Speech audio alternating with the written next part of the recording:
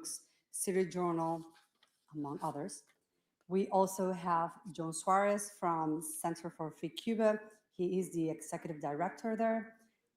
He was also a program officer for Latin America programs at the Freedom House. He has been interviewed by TV, radio, print media, especially on the subject of Cuba. He's an expert. Mr. Suarez, who also comes from Cuban diaspora family, is a human rights activist. He holds degrees from Florida International University and Universidad Francisco de Vitoria in Spain. He has testified before the Inter-American Commission on Human Rights at the United States Congress in Washington, D.C., the United Nations Human Rights Council in Geneva, and served as interpreter for Cuban dissidents in congressional hearings. And last but not least, we have Maybor Petit, Venezuelan journalist, expert in drug trafficking and organized crime, transnational crime. I think she's the main voice to speak about how the Venezuelan state became a narco state and how these crime organizations became embedded with the state and the government there. Her work basically have created frames to understand this and also strengthen the regional cooperation, interexchange of intelligence among different states in the Western Hemisphere. Well, welcome everyone. I think we can start with Mike Gonzalez. Thank you, Ana. That's thank you. It's really a great honor. I'm going to not go past 10 or 15 minutes. It's a great honor to be here. This is a fantastic institution. I want to thank Eric. This institution was very dear to a good friend of mine, the late Lee Edward, and to the founder of the organization for which I have worked for 17 years, Ed Fulmer. This is the apple of their eyes. So it's always great to be here. I was also born in Cuba. I had the good fortune of leaving at the age of 12, never to return. But on my father's mother's side, we have been there since 1511 with the first boats that arrived with Velasquez. So I care a great deal about what happens to Cuba. And this is a very auspicious time to be here in the fight. This is very auspicious in the fight against world communism, obviously. This is the most hopeful time we have seen in quite some time. We know the events that happened in Venezuela, and we know they're going to have an impact on Cuba. And some people are comparing it already to the fall of the Berlin Wall in 1989 and the dissolution of the Soviet Union. We should keep, of course, our expectations in check because we have been disillusioned many times in the past. But it's hard not to hope, even if nothing happens to the Cuban regime, the end of Venezuelan oil will be very hard on the Diaz-Canel puppet dictatorship. So it's conceivable that Marxism, the ideology this museum is built against, to honor the victims of, Marxism as in the hard-edged Cuban variety that has been practiced in Cuba for 67 years and in Venezuela for the last 27 years, could be eliminated from the hemisphere. And that's, but by that I mean a Marxism in which hard-edged, in which your property is expropriated, especially land and manufacturing, all the means of production, the type of takeover of property that produces violence, as Marx himself said would in the manifesto. Marx said, people are going to react badly when we take away their stuff. And there's going to be a need for tyranny and violence. And there was. It always ends in tyranny and violence. And where elections are not held because representative democracy is seen as bourgeois democracy. It could be that will go, and what we will have left is light Marxism, as practiced by Lula and Claudia Sheinbaum, which is still odious, by the way, and we should still fight it. I talked to Mexican officials who tell me that what Claudia Sheinbaum wants to do next is regulate the use of water. So people, landowners, agriculturalists, and manufacturers cannot use water the way they need to She can control that. And what use is the land if you cannot use the water beneath it for the things you want? So that's an expropriation really by another means. Um, and and and we don't need to even talk about Mexico. We can talk about Zoran Mamdani, the new mayor of New York. He said last week that he wants to replace individualism with the warmth of collectivism. So what I tell my children is, I'm not an immigrant. I'm an escapee from collectivism. Uh, and the way Mamdani wants to do it, similar to Scheinbaum, is to the way his tenant czar Zia Weaver has described it, is to apply the regulatory and taxing screws to the landlords so tightly, the landlords of New York, that the landlords have to sell their property to the city, and the city becomes the large landlord of New York City. That never works out, but they seem never to learn these lessons. That is also expropriation. So we have to fight this, even if hard-edged communism is driven from the hemisphere. And I believe the best way to do this is if there's a change in Havana, as could happen, there's going to be a change in Havana at some point. If there's a change in Havana, I think we need to have, and I was talking to Eric about this before, we need to have a Nuremberg-style tribunal. Let's call it the Havana Tribunal. And I don't mean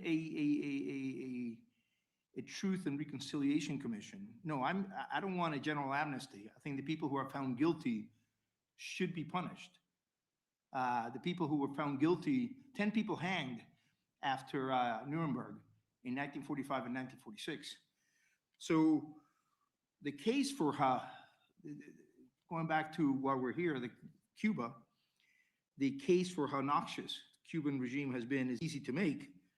Havana has been the mastermind of everything Maduro had been doing until we went there and executed a warrant. It was not they want to say we kidnapped him. We didn't kidnap him. We were there with the support of the people elected by the Venezuelan people. He was the head of a cartel. He was wanted by U.S. law, so we were there. We arrested him and we brought him to Face the Music in Brooklyn, in New York. So look at the main two stories that we have today. If you turn on the TV, turn on the radio, the main two stories that we have is Venezuela and the ICE riots in Minneapolis and New York. Cuba is behind both of these events. As we know, we killed 32 Cubans. They were the people surrounding Maduro. They were his security detail. We had said all along that there were an estimated 15,000 Cubans. In many ways, Caracas is an occupied city, occupied by Cubans, by the Cuban regime. So it's not clear how many people were killed overall. I've heard estimates. I talked to the administration about this. I hear anything between 40 and 70. So 32 is a significant number. It could be the majority of the people killed. The Cubans, by the way, the Cuban regime had denied this till the very end.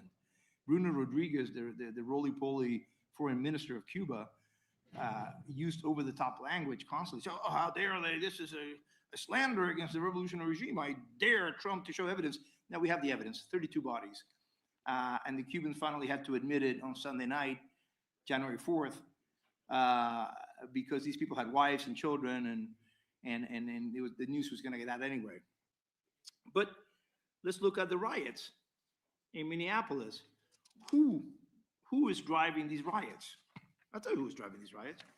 It's the People's Forum. It's Code Pink. It's the Answer Coalition. It's the Party for Socialism and Liberation. All these groups have ties to Cuba. The People's Forum itself is run by Manolo de los Santos, who is a Dominican-born New York resident who's really a Cuban agent. He trains in Cuba. One of his bios said that he worked out of Cuba for many years. He is behind, the People's Forum has been behind a lot of the violence we've had on our streets for a long time. And the night of April 30th, 2024, they held a meeting late at night at the People's Forum Started around 8 p.m., 9 p.m. I want to recognize the Colombian senator, my great friend, Fernanda. Welcome. On April 24th, they held a rally in training session for the people who then took over Hamilton Hall at Columbia University, my alma mater, one of my alma maters. They went from the people, so they stopped the rally, they stopped the planning session at 10 p.m. on April 30th, 2024, and they said, now we want to stop early so our comrades can go back to New York. They got on the subway. The headquarters of the People's Forum is on 37th Street. They got on the subway, a subway I used to take every day when I went to Colombia, and took over Hamilton Hall by all means. And again, they had a rally last Wednesday at the same place, 37th Street, People's Forum, with the Answer Coalition, and they planned the 1,000 events that we had this weekend.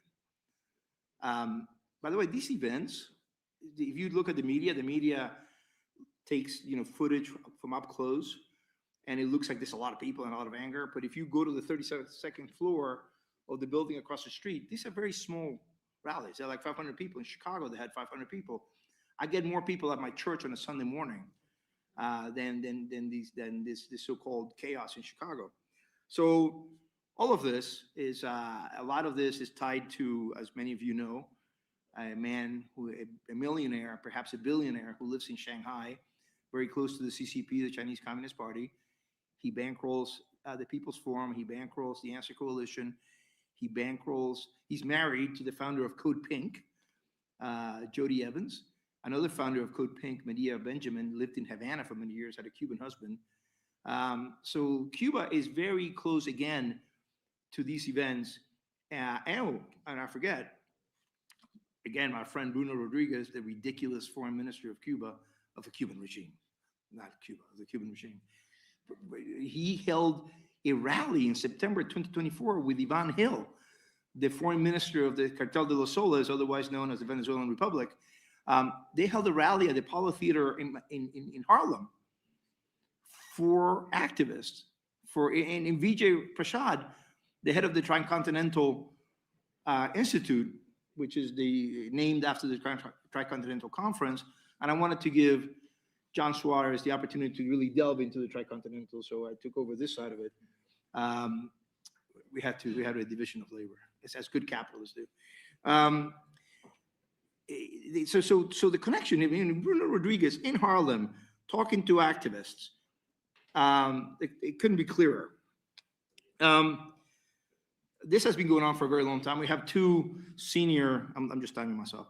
We have two senior Venezuelan defectors, two top generals who are now in U.S. prisons. One is Hugo Pollo Carvajal, and the other one is, what's his name? I always forget, Cleaver Alcalá Cardona, who are in U.S. prisons. They have written letters. Mayboard here, my colleague Mayboard was one of the, you wrote the letter on Cardona, right? They wrote letters to Trump. They're trying to get better deals. They're in prison. And they said, look, this is, we get it. We participated in a narco-terrorist conspiracy. And it was a Cuban idea. It was a Cuban idea carried out with Venezuelan money and with the help of the FARC and other Colombian guerrillas. Both of them have very similar letters. And I talked to a third Venezuelan defector, very senior, who told me he was in the room at the Miraflores Palace in Caracas when Hugo Chavez, near his death in late 2012, handed bales of money, of cash, to one of the founders of Black Lives Matter. And he said he described the events to me with great specificity. He remembered everything. He remembered it was in the Japanese room. He said he told her, go create havoc on U.S. streets, go spread the Bolivarian revolution. And then we have other circumstantial evidence that, because we have Alicia Garza, a second founder of Black Lives Matter, who later in 2012, I have the video, I can show you the video, in which she said, yeah, we went to the third world, and the third world leader said to us, go back home and try to take the U.S. boot off our neck. And we went and created, these networks here in the U.S. And again, when when Maduro goes to Harlem in 2015, he's brought there. He's there with Opal Tometi, that first founder of Black Lives Matter. She's photographed. You can Google this. Squiring Maduro around Harlem. And then she goes, that year she went to Venezuela and certified a fraudulent election. So these connections are very clear. It's a clear and present danger to us. The Cuban regime presents a clear and present danger. Something needs to happen and be done because it's not a toothless dinosaur sitting in a city that is in ruins. It was a beautiful city. They have ruined it. The Cubans are taking out photos and showing. It's like, oh look, Trump bombed Havana. Oh no, that's the way it's been. It's bombed by collectivism. At this point, I'll pass it to Maybort. You've been a very kind audience for listening to me. Thank you very much for coming, and thank you to the organizers and to this great museum. Thank you.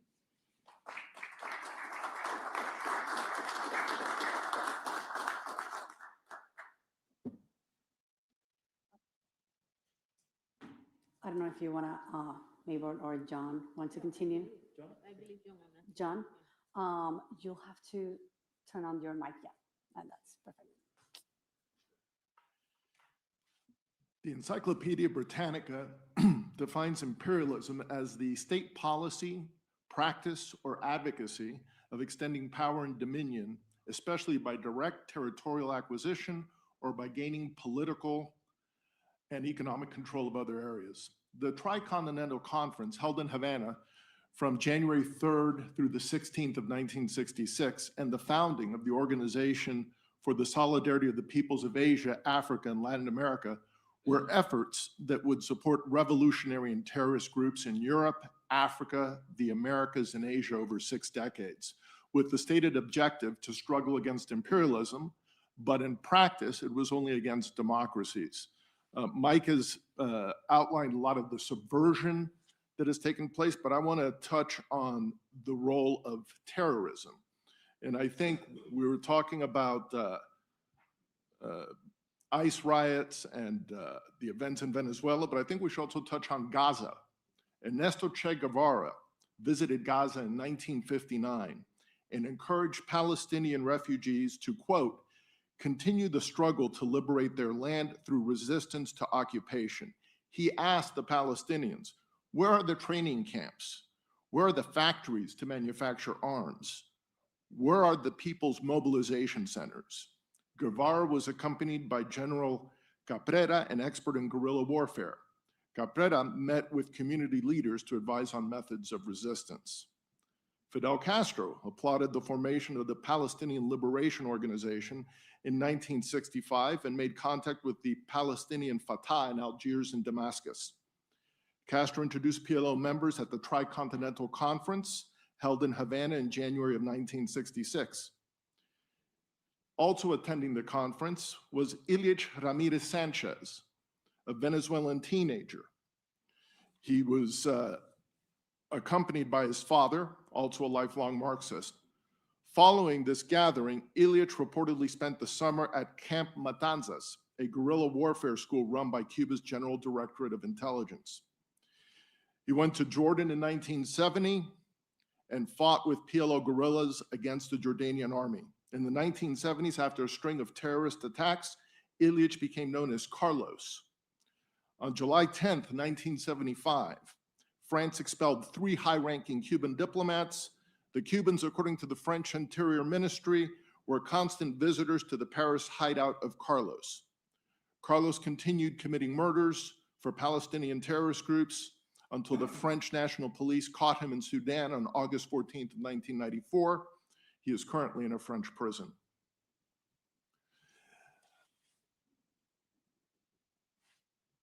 I want to expose, because this regime right now is actually holding a conference in Havana, and they still continue with this rhetoric of anti-imperialism, but it is utter hypocrisy.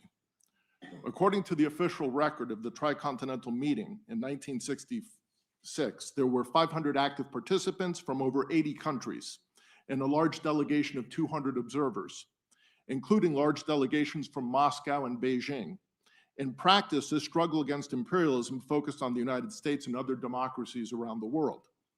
It would not condemn China's occupation of Tibet, the ongoing genocide of the Uyghurs, the threats by Beijing to seize Taiwan, refusing to recognize their right to self-determination, nor China's Belt and Road Initiative, which has been described as debt trap diplomacy, causing developing countries to cede control of strategic assets in exchange for debt relief.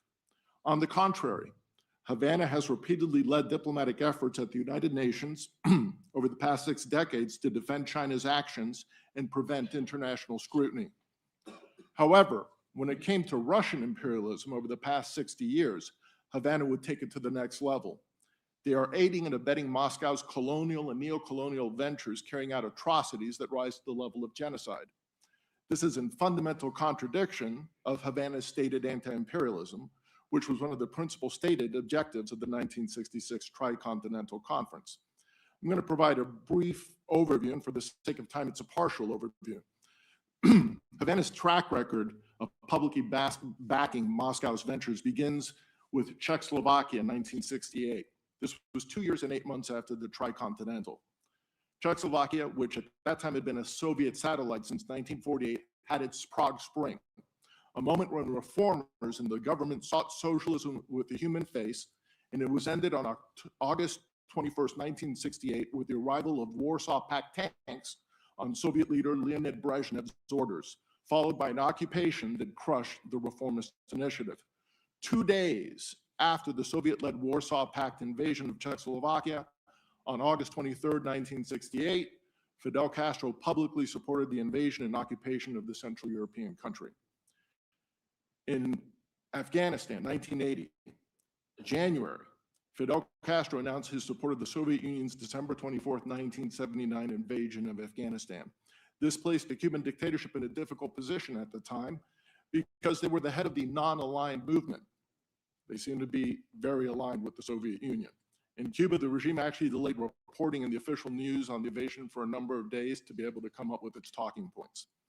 But Cuba does much more than talk the talk, it walks the walk. Cuban foot soldiers for Moscow's imperial ventures have been an ever-present reality in Africa, in Europe, and Latin America. So let me touch first on Ethiopia. Under Emperor Menelik II, Ethiopia was the only African nation to successfully resist European colonization during the scramble for Africa in the 19th century. It resisted fascist Italy in the first half of the 20th century, only to succumb to communist imperialism in the latter half with the murder of Ethiopia's last emperor, Haile Selassie I in 1975. Worse yet, despite Havana's claims of being anti-imperialist, Cuban troops fought alongside their Russian allies in Ethiopia in the 1970s through the 1980s in a neo-colonial conflict.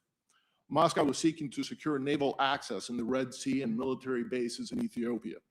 Fidel and Raul Castro sent 17,000 Cuban forces to Ethiopia to assist Mengistu Haile Mariam to break opposition resolve with genocide.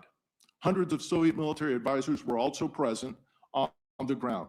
The number of Ethiopians killed by Mengistu and his Cuban allies were between 225,000 and 317,000, including at least over 1,000 children between 11 and 13 years of age. Over 1 million Ethiopians were killed in a manufactured famine. And in 2006, Mengistu Haile Mariam was convicted of genocide by an Ethiopian court.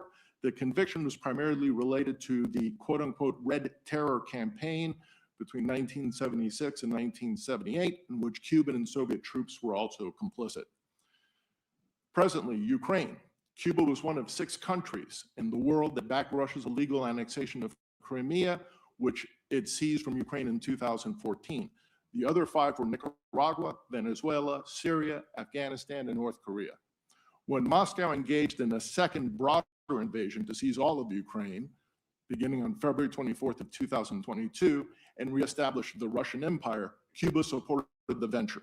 Cuban President Miguel Díaz-Canel visited Russian President Vladimir Putin in Moscow, and during their meeting on May 9th, 2024, said, quote, "We wish you success and the Russian Federation in carrying out the special military operation," unquote. Havana has backed Russia's efforts in Ukraine both diplomatically and militarily. Ukrainian intelligence reports that as many as 25,000 Cubans have been recruited to fight in Putin's imperial war in Ukraine today, and that presently 6,000 to 7,000 are in the field. Vijay Prashad, executive director of the Tricontinental Institute for Social Research and a friend of Manolo de los Santos, on January 10, 2026, in an interview concerning the 1966 Tricontinental meeting titled Tricontinental Cuban National Liberation Socialism, claims, quote, "Socialism isn't about building a socialist society. Socialism is about confronting imperialism in our time," unquote. In the same interview, he laments the collapse of the Soviet Union in 1991. Communists don't have a problem with imperialism when they practice it, but use the term against democracies and other non-communist regimes, whether merited or not, in order to advance their own variant of the practice of denying that a just government requires the consent of the governed. Their track record is one of tyranny and over 100 million victims. This includes not respecting the outcome of the July 28, 2024 presidential elections in Venezuela that was put down with military force by Nicolas Maduro, a tyrant who is being assisted by tens of thousands of Cuban invaders in the torture and killing of Venezuelans. Maduro had presided over the extrajudicial killings of over 19,000 Venezuelans since 2013. He's now in prison in the United States, but the thousands of Cubans remain on the ground in Venezuela, repressing Venezuelans. 60 years after the Tricontinental and the nations that followed Fidel Castro's prescriptions of bullets, not ballots, like Nicaragua and Venezuela, not to mention Cuba itself, they are cautionary examples of what not to do. The Latin American nations that embraced and maintained their democracies, such as Chile, Costa Rica, and Uruguay, today with a large middle class and a safety net, are examples to follow. If one wants to seek out principled and consistent anti-imperialism, forget Karl Marx and Vladimir Lenin. One should study the writings of Samuel Clemens, better known as Mark Twain, and revisit the history of the Anti-Imperialist League in the United States between 1898 and 1920 that drew its inspiration from the ideals expressed in the United States Declaration of Independence, George Washington's farewell address, and Abraham Lincoln's Gettysburg Address. Thank you very much.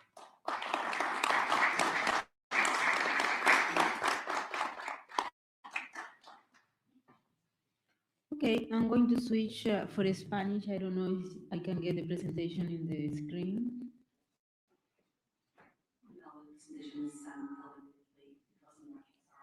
Oh boy.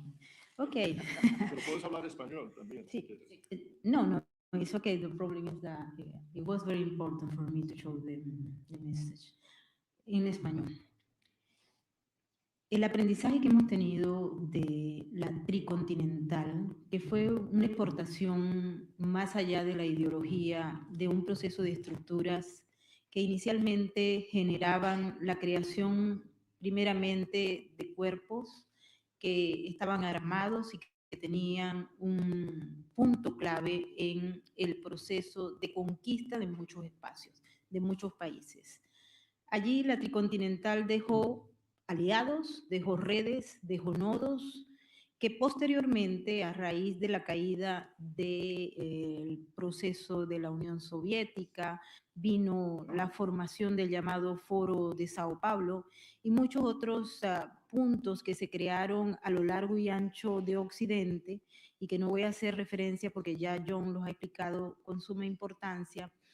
Vino un proceso de transformación, convergencia y capacidad de ese punto ideológico de formación de cuadros de guerrilleros y de la constitución de nodos y redes, y pasaron a ser en esa misma estructura aspectos fundamentales que nos pueden explicar lo que está ocurriendo hoy en Venezuela, en Estados Unidos y en muchos otros países, y donde se queda prácticamente fotografiada la imagen de Cuba como centro o cabeza principal de esa organización que hoy en día, desde el punto de vista académico, nosotros estamos trasladándola al nuevo concepto que es una corporación criminal transnacional.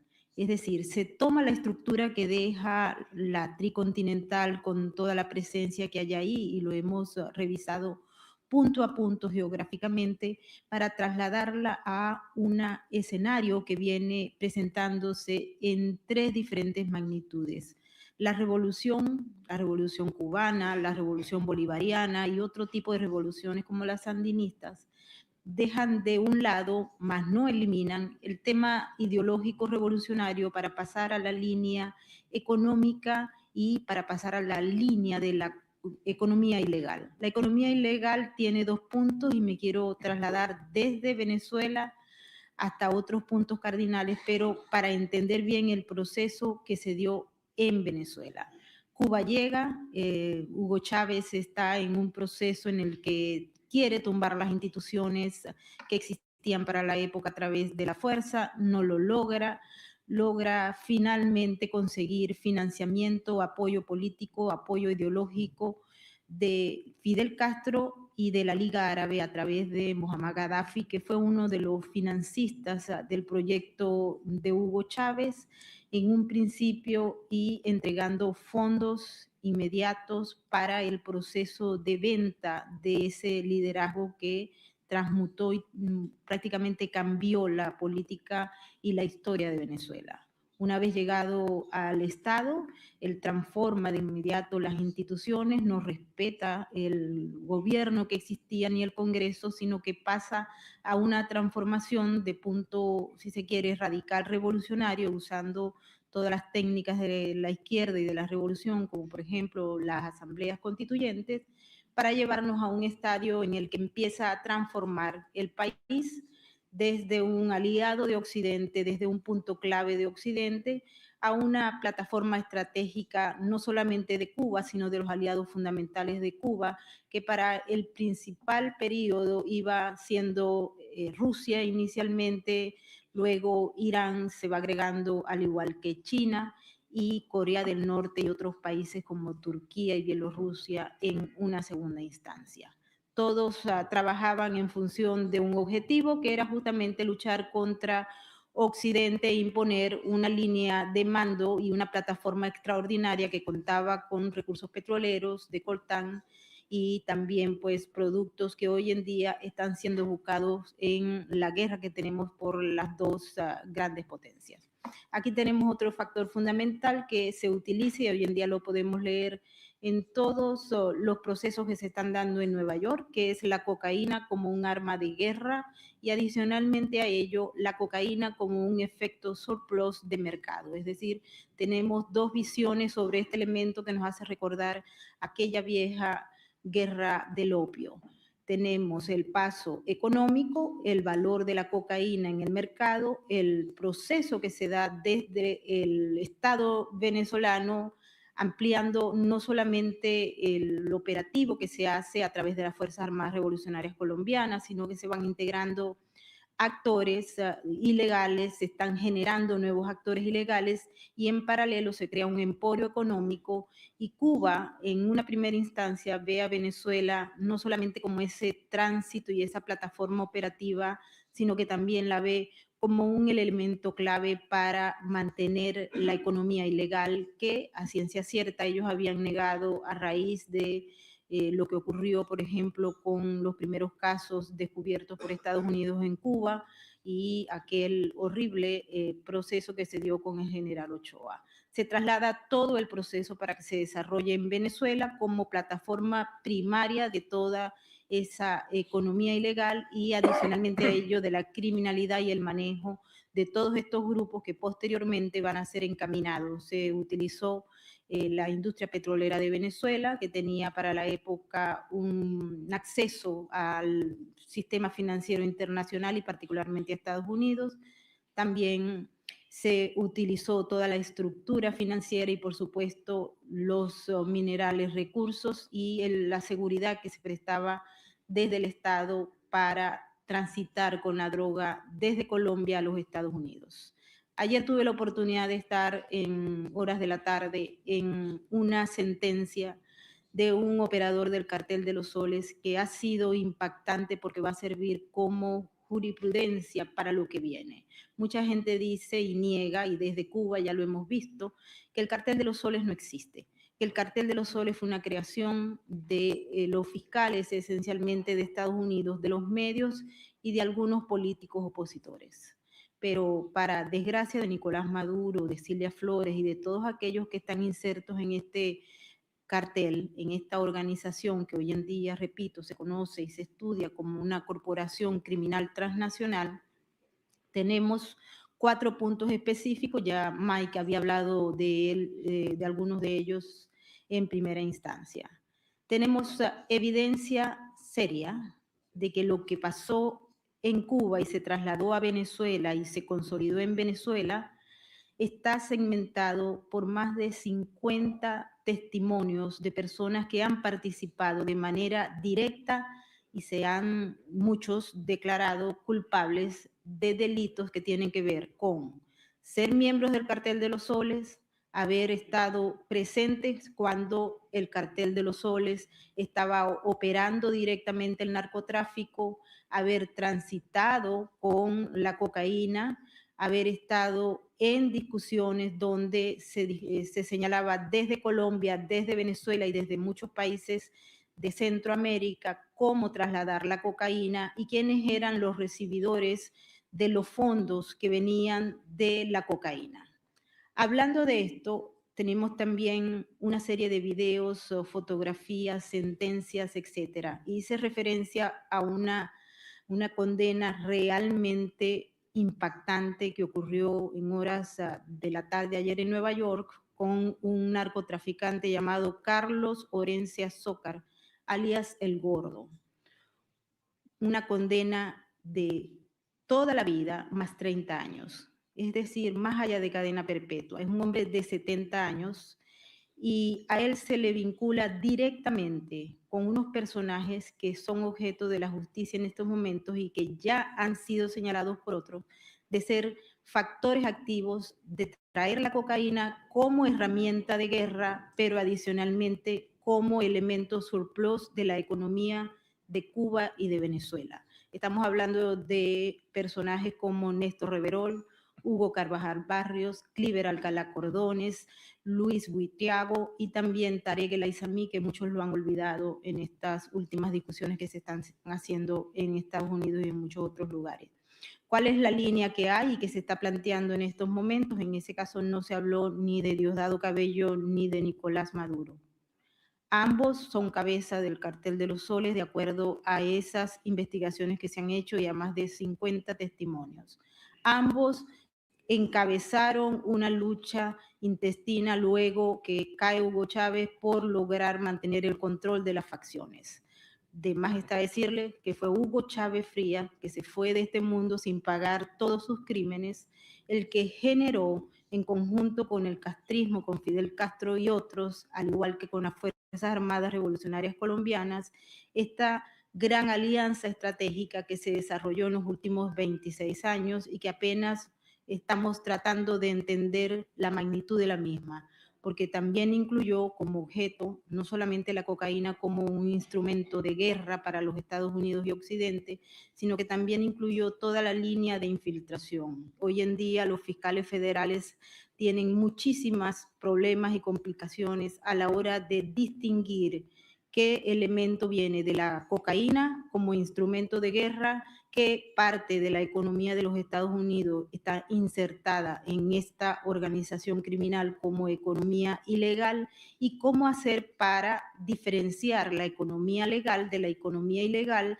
tomando en cuenta que por más de 27 años se produjo la inserción de esa economía en negocios que hoy en día son muy productivos y que han logrado inclusive venderse en la bolsa. También tenemos en paralelo la infiltración, ya Mike lo ha planteado con los grupos que vienen y que hoy en día, pues en el caso de Nueva York, están alineados al Tren de Agua, a todos estos grupos de People Forum y que los vemos aplaudir a Maduro, cerrar los trenes en Nueva York para pedir que liberen a Maduro y pedir también y hacer las gestiones de lobby, pagar una gran cantidad de prensa, periodistas, informantes y cualquiera que se requiera, incluyendo a un abogado que ha sido tal vez uno de los coordinadores de la narrativa para desgastar el tema del cartel de los soles, que es el juez español Baltasar Garzón. Ha dicho que el expediente que se presentó contra Nicolás Maduro y su esposa Cilia Flores carece de validez jurídica y que por ende no debería ser procesado en Nueva York. También se señala, y lo hemos visto desde todos los medios importantes, que los fiscales federales han cambiado, que ya no es un cartel de los soles, que es una mera estructura criminal, cosa que es totalmente falsa, es una desviación de la narrativa y lo hemos visto porque los expedientes son claramente específicos en ese sentido.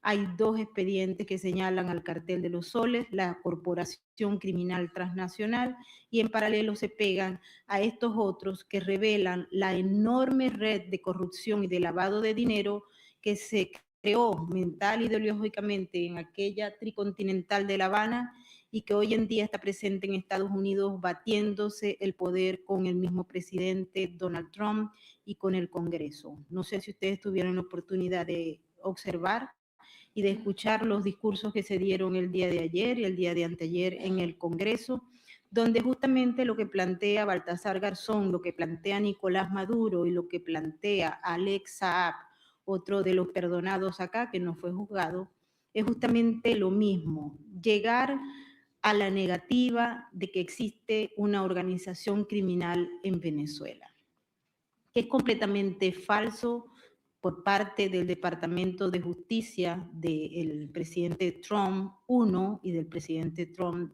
II, que haya algo que ver entre el régimen venezolano, que para ellos es una democracia, es decir, para ellos Nicolás Maduro es el presidente legítimo, y un cartel que trae cocaína a los Estados Unidos. Para ellos no existe una línea directa y lo escuchamos en muchos de los discursos del grupo demócrata, que adicionalmente ha dicho que cuando hayan elecciones ellos van a sacar al presidente. Va a haber un impeachment producto de haber sacado a un presidente legítimo del poder, porque eso es inconstitucional.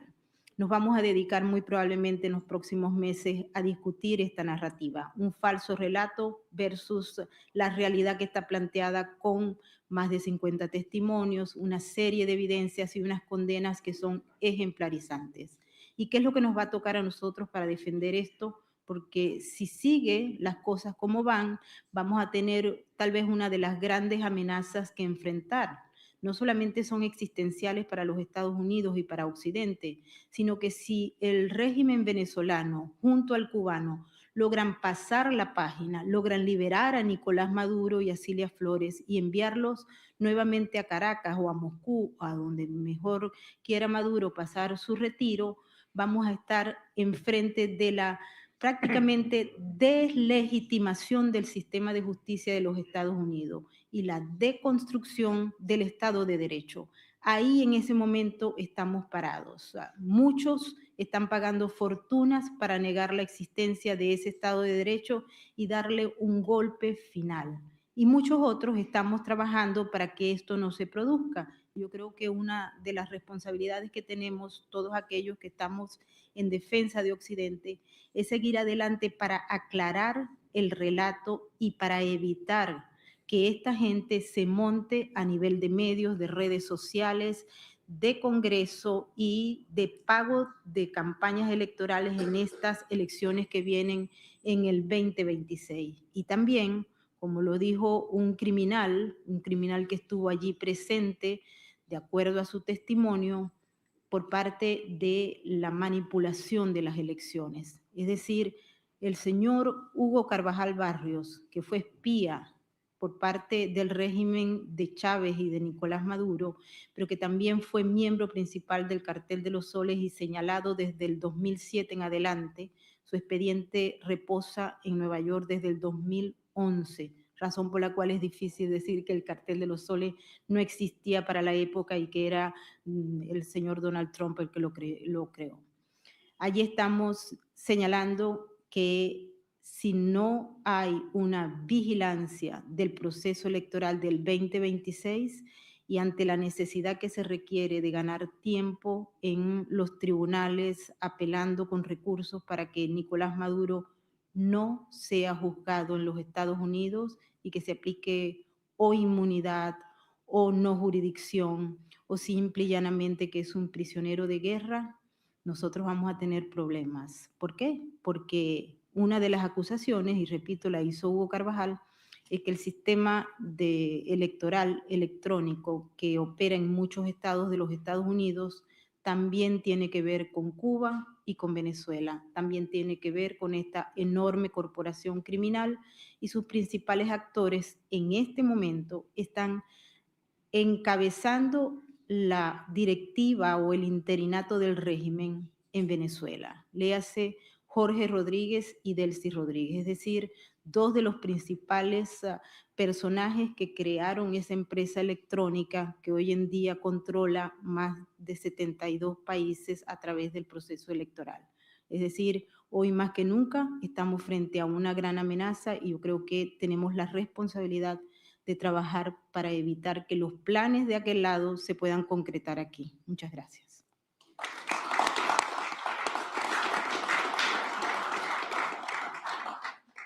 So if there's any questions, you can make them, and then I'll repeat them in the microphone for the live stream to catch the question. Questions can be in English and or Spanish. For those who don't speak both languages, there's interpreters, and you can have a little thing in your ear to get it. Just raise your hand, and our friends here are gonna help you. I think either for Spanish to English or English to Spanish, they're doing both. Any questions from the audience? If not, I have a couple, so. Okay, bueno, la senadora.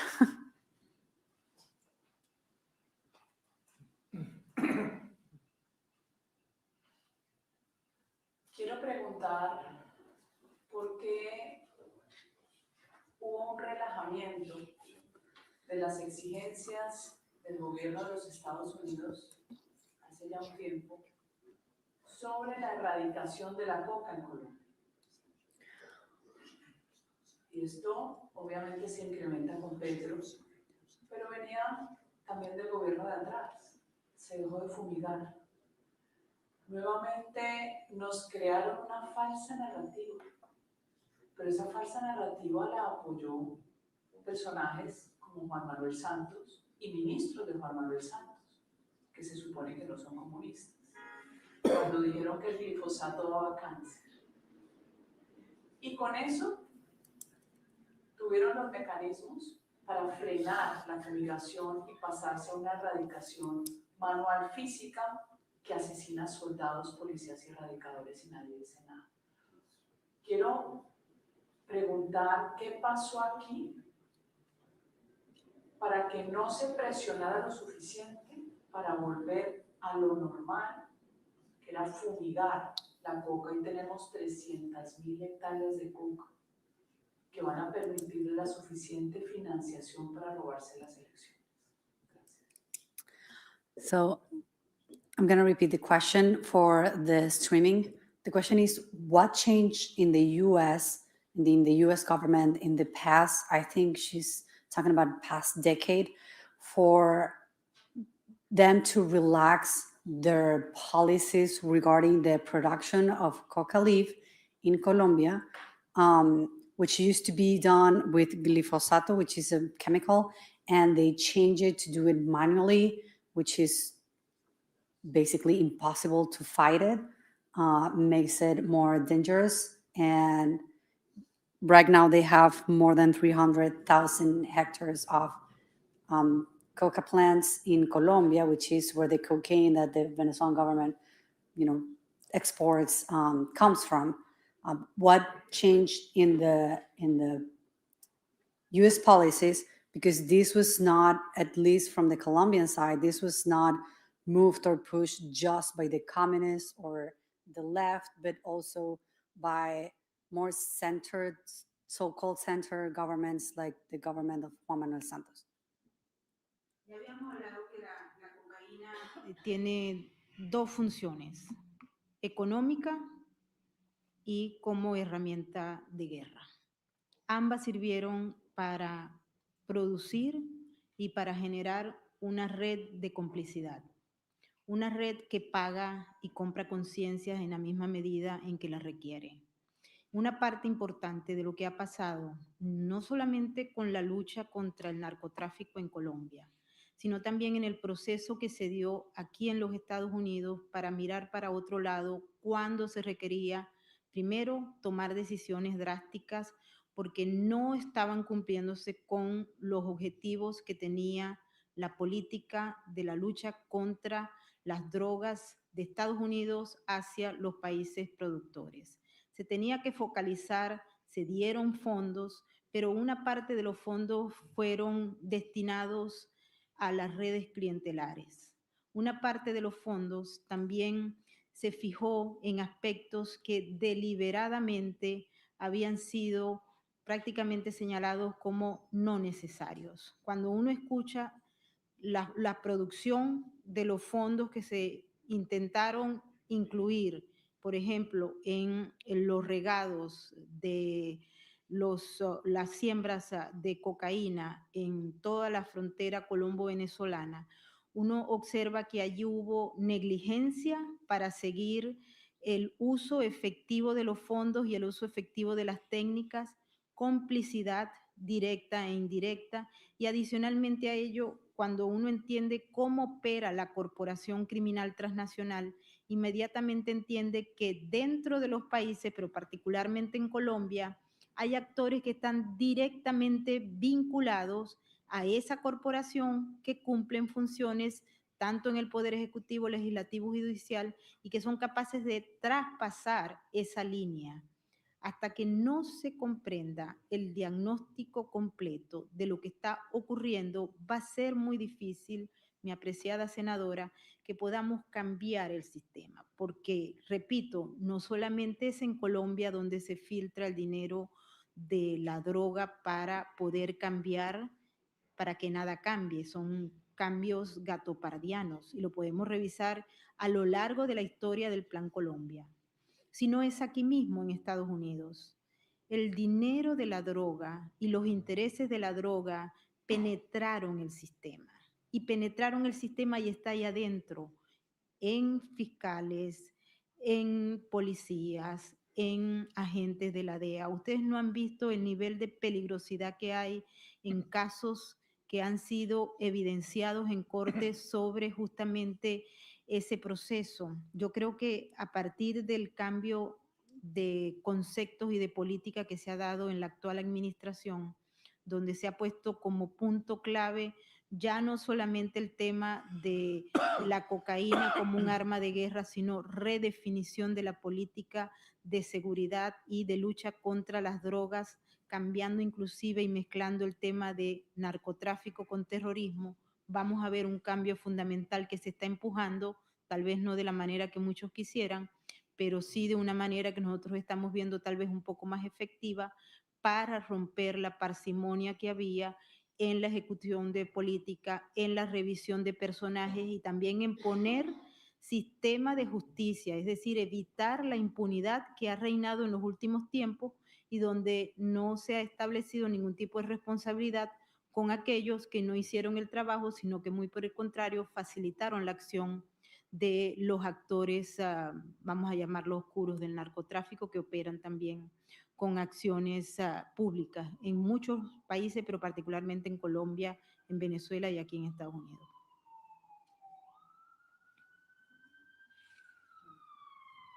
I'd like to add something. I think it's important also to go back to the roots of the problem. There had always been networks of drug traffickers, but its coordination and professionalization was something tasked by the Soviet Defense Council to Czechoslovakia in 1961 to use Cuban intelligence to infiltrate existing drug operations in the United States and Latin America, and to lay the groundwork for recruiting what had previously been independent activities. A former high-ranking Czech official, Jan Sežna, gave a detailed account of his meetings with Raul Castro, which he had on average 4 times a year between 1961 and 1968, the year he defected to the United States. This was seen plainly in 1982, the first time that Cuba is placed on the list of state sponsors of terrorism by the US State Department was due to Cuba providing the Colombian terrorist group M19 resources that were generated through drug smuggling.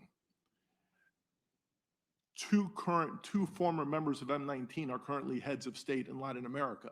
One of them is Gustavo Petro of Colombia, and the other is Claudio Sheinbaum, the president of Mexico. Gustavo Petro openly admitted his own membership, and during Claudio Sheinbaum's inaugural process to become president of Mexico, he outed her, and she did not deny the charge. Había evidencias además sobre eso, porque habían fotografías, que es lo importante. Hay otro punto, senadora, que yo creo que deberíamos tocar antes de irnos, y es que en base a la nueva política del presidente de los Estados Unidos, que debemos aprovechar porque no sabemos hasta cuándo va a durar, hay actores que están tratando de limpiarse, de apaciguarse o de silenciarse. Uno tal vez lo vamos a tener en la Casa Blanca próximamente, pero no solamente deben cambiar el comportamiento público, sino también tienen que revisar todas las raíces que hay, porque ya una buena parte de esa información afortunadamente está en manos de los fiscales federales. Así que hay muchos actores que están peligrando por su posición política importante, porque manejan gobiernos, y se ven algunos reflejados en ese personaje tan dantesco que hoy en día está en la cárcel de Brooklyn y que hace pocos días estaba bailando en Caracas. Mike, do you want to add? No, John wants to. One other detail. It's also important because I talked about the State Department, but also the American justice system also had pronounced itself on Cuban involvement in drug trafficking in the United States. 4 high-ranking Cuban officials were indicted by a U.S. grand jury for narcotics smuggling on November 5th of 1982. And I think it's important to say the names and the titles. Rene Rodriguez Cruz, Cuban Communist Party Central Committee member, president of the Cuban Institute of Friendship with the Peoples. Aldo Santamaria Cuadrado, a vice admiral in the Cuban Navy and Cuban Communist Party Central Committee member. Fernando Ravelo Renedo, Cuban ambassador to Colombia, and Gonzalo Basols Suarez, former minister counsel of the Cuban Embassy in Bogota and Cuban Communist Party member. Thank you. Yes. How significant a blow to Cuban intelligence do you think the operation to arrest Maduro was? And are you concerned about Cuban intelligence ongoing operations in Venezuela with regard to the chances of having free and fair elections in the future? Let me just repeat the questions for everyone online. So the question is, how significant was the Cuban intelligence for the apprehension of Maduro? And also, if they are worried about the current activities of the Cuban intelligence in Venezuela. And then for those who do not have the context, the Cuban intelligence basically runs the intelligence in Venezuela. When they took Maduro out, 32 military members of the Cuban army were killed, plus if you meet anyone that have been in jail in Venezuela and tortured, which we have sadly met a lot of them, most of them say that at some point a Cuban agent tortured them either physically or psychologically. Now, one of the reasons why you have this significant Cuban presence in Caracas is that Maduro did not trust the Venezuelans. The Cubans were it was Jorge Castañeda, the former foreign minister of Mexico, calls it coup-proofing Maduro, making sure that there couldn't be a coup, because the Cubans surrounding him were really truly committed to Havana. Now, not to Caracas, not to Maduro, to Havana. And also, Castañeda suggests that in 24 and earlier, when Maduro actually might have left, that he wanted to leave, it was the Cubans who said to him, no, you're not going anywhere. Go back to the palace and act presidential. You're the president of this country. Because he was their guy. He was, in 2012, the Cubans were pushing for Maduro, I think they wanted Cabello, right, in 2012. So, yeah, this has to be a blow to Cuban intelligence that they didn't have to get a whiff of this ahead of time. And I don't know what happened. I don't know if there's a lot of, we don't talk about rumors, but we do talk about persistent but unconfirmed reports. And there are many persistent but unconfirmed reports that Delcy may have had a hand in this. Who knows? I don't have any inside knowledge of that. But if the Cubans had known, the Cubans would have stopped it. This is existential to the Cubans. They need the oil that they can then resell or use. Cuba is a basket case because communism just doesn't work. And they needed what little, Venezuela, which has 300 billion with a B, more than 300 billion oil reserves, the largest in the world, produces less than 1 million barrels a day, less than 1 million barrels a day. We, with 1/6 of the reserves, produce 14 times on a daily basis. So it's not really that much anyway to begin with, but it's existential to the Cubans. Is there only now a Scheinbaum may pick up some of that, may send more oil to Cuba, but no, this is to me, this is a blow. My friend Michael Waller from Secure Freedom has called for once there is a change in Cuba to make sure that we seize the archives of Cuban intelligence. This is a treasure trove of information that we're going to get about us, about ourselves, about who were the people who were involved in undermining America and undermining our own foundations that were in cahoots with the Cuban government. I want to add, just because I told them I would, that the idea of holding a Nuremberg-style tribunal was suggested to me in conversations with my friend, the great Spanish thinker, Mario Noya. So I told him I was going to cite him, so I just wanted to give him the credit. You want to add anything to? Yeah, es importante entender que el caso que se produjo con la extracción de Nicolás Maduro ha sido tal vez el golpe más fuerte desde el punto de vista psicológico que ha tenido el régimen y que ha tenido el sistema cubano. En Venezuela hay miles de funcionarios cubanos, espías, han habido propiciadores de políticas públicas, tenemos hasta una ministro en el régimen que es cubana. Es decir, tenemos una infraestructura creada del sistema de espionaje, del sistema de inteligencia y del sistema de propaganda, laboratorio, de creaciones, de falsas narrativas que hoy en día está más ampliada que nunca. Volvemos al Pollo Carvajal, que es una referencia no porque sea un hombre creíble, es un criminal de alto calibre, que esperamos que sea sentenciado también a la misma condena de Orencia Zócar, pero él ha planteado justamente una especie de trillialidad entre La Habana, Caracas y Washington. Es decir, él ha señalado en testimonio y en la carta que le escribió al presidente de los Estados Unidos para que a su vez empujara de tal manera que fuera aceptado como testigo protegido de la Fiscalía, algo que no podemos dejar de lado.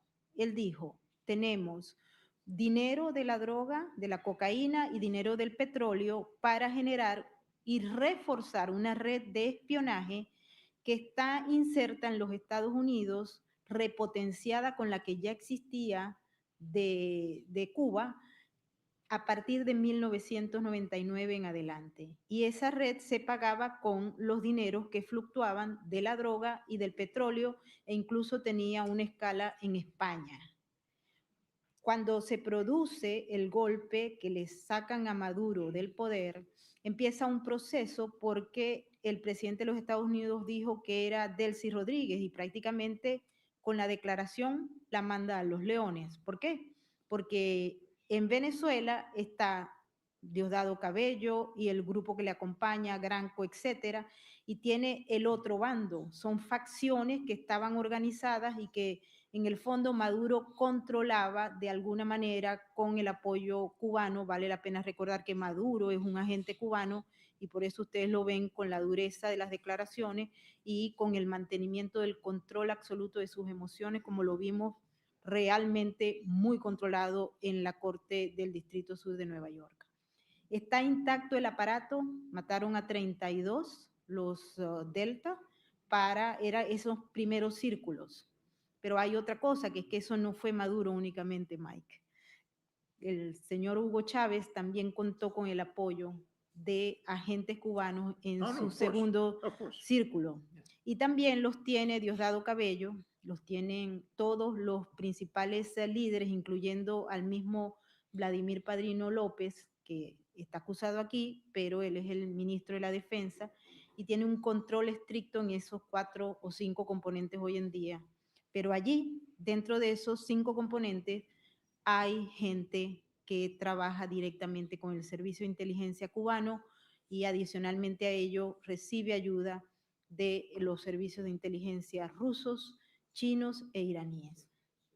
Y tenemos el último punto para terminar este aspecto, al menos mi presentación, es que cómo sacarlos, cómo hacer unas elecciones como preguntabas, si esto está inserto allí en el proceso. Y creo que el diagnóstico que se hizo por parte de la administración Trump ha sido absolutamente inteligente, aunque no sabemos si esto va a funcionar, porque el régimen es un sistema que es capaz de adaptarse hacia las amenazas que se le van presentando, y si esta amenaza es existencial como la que estamos observando tanto para Cuba como para Venezuela, ellos están poniendo en el escenario todo lo que tienen para volver a reacomodarse. Son resilientes, son adaptativos y en ese sentido están utilizando, repito, todas las fuerzas, todo el dinero, todo el poder que han sembrado en las últimas 66 décadas, 67 décadas.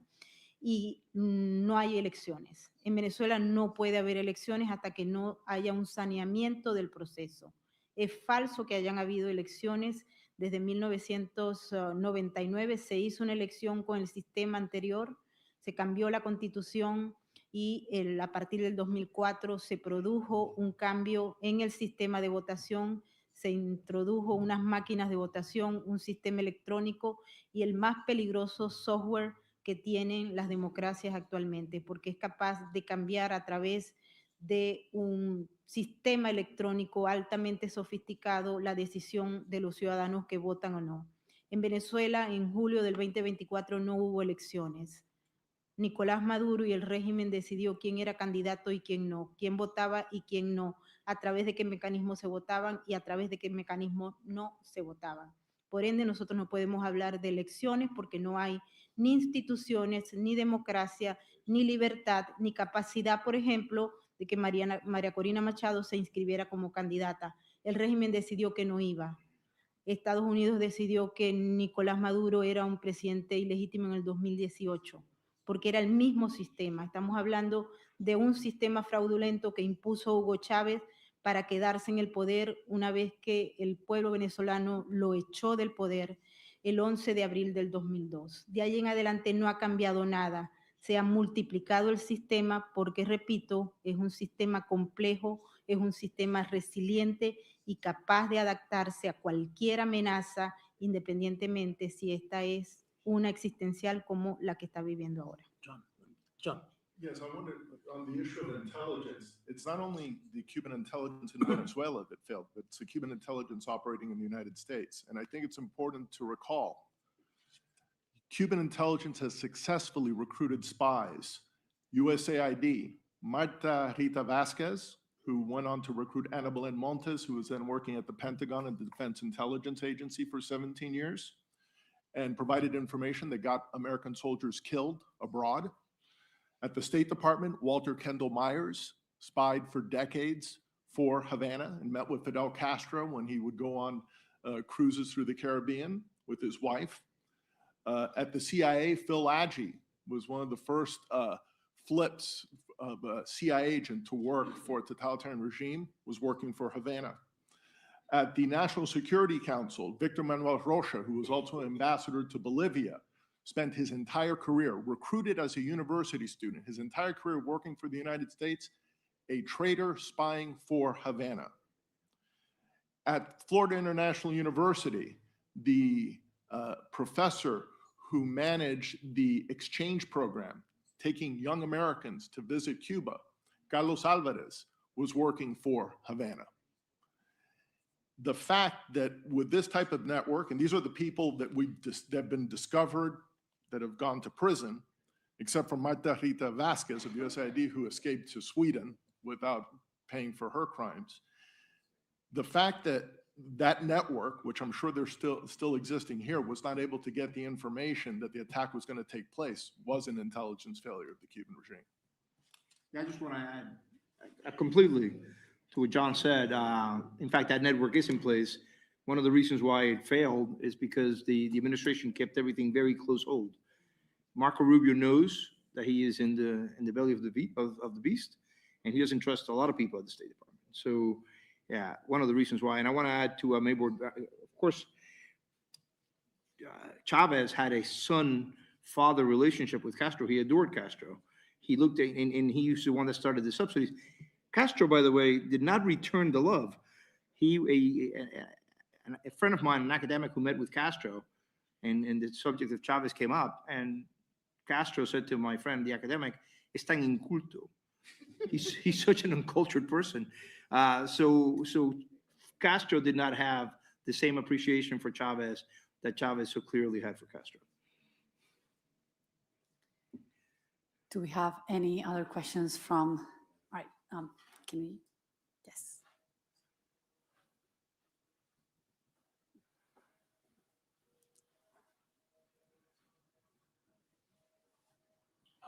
My name is Samar Chatterjee, Safe Foundation.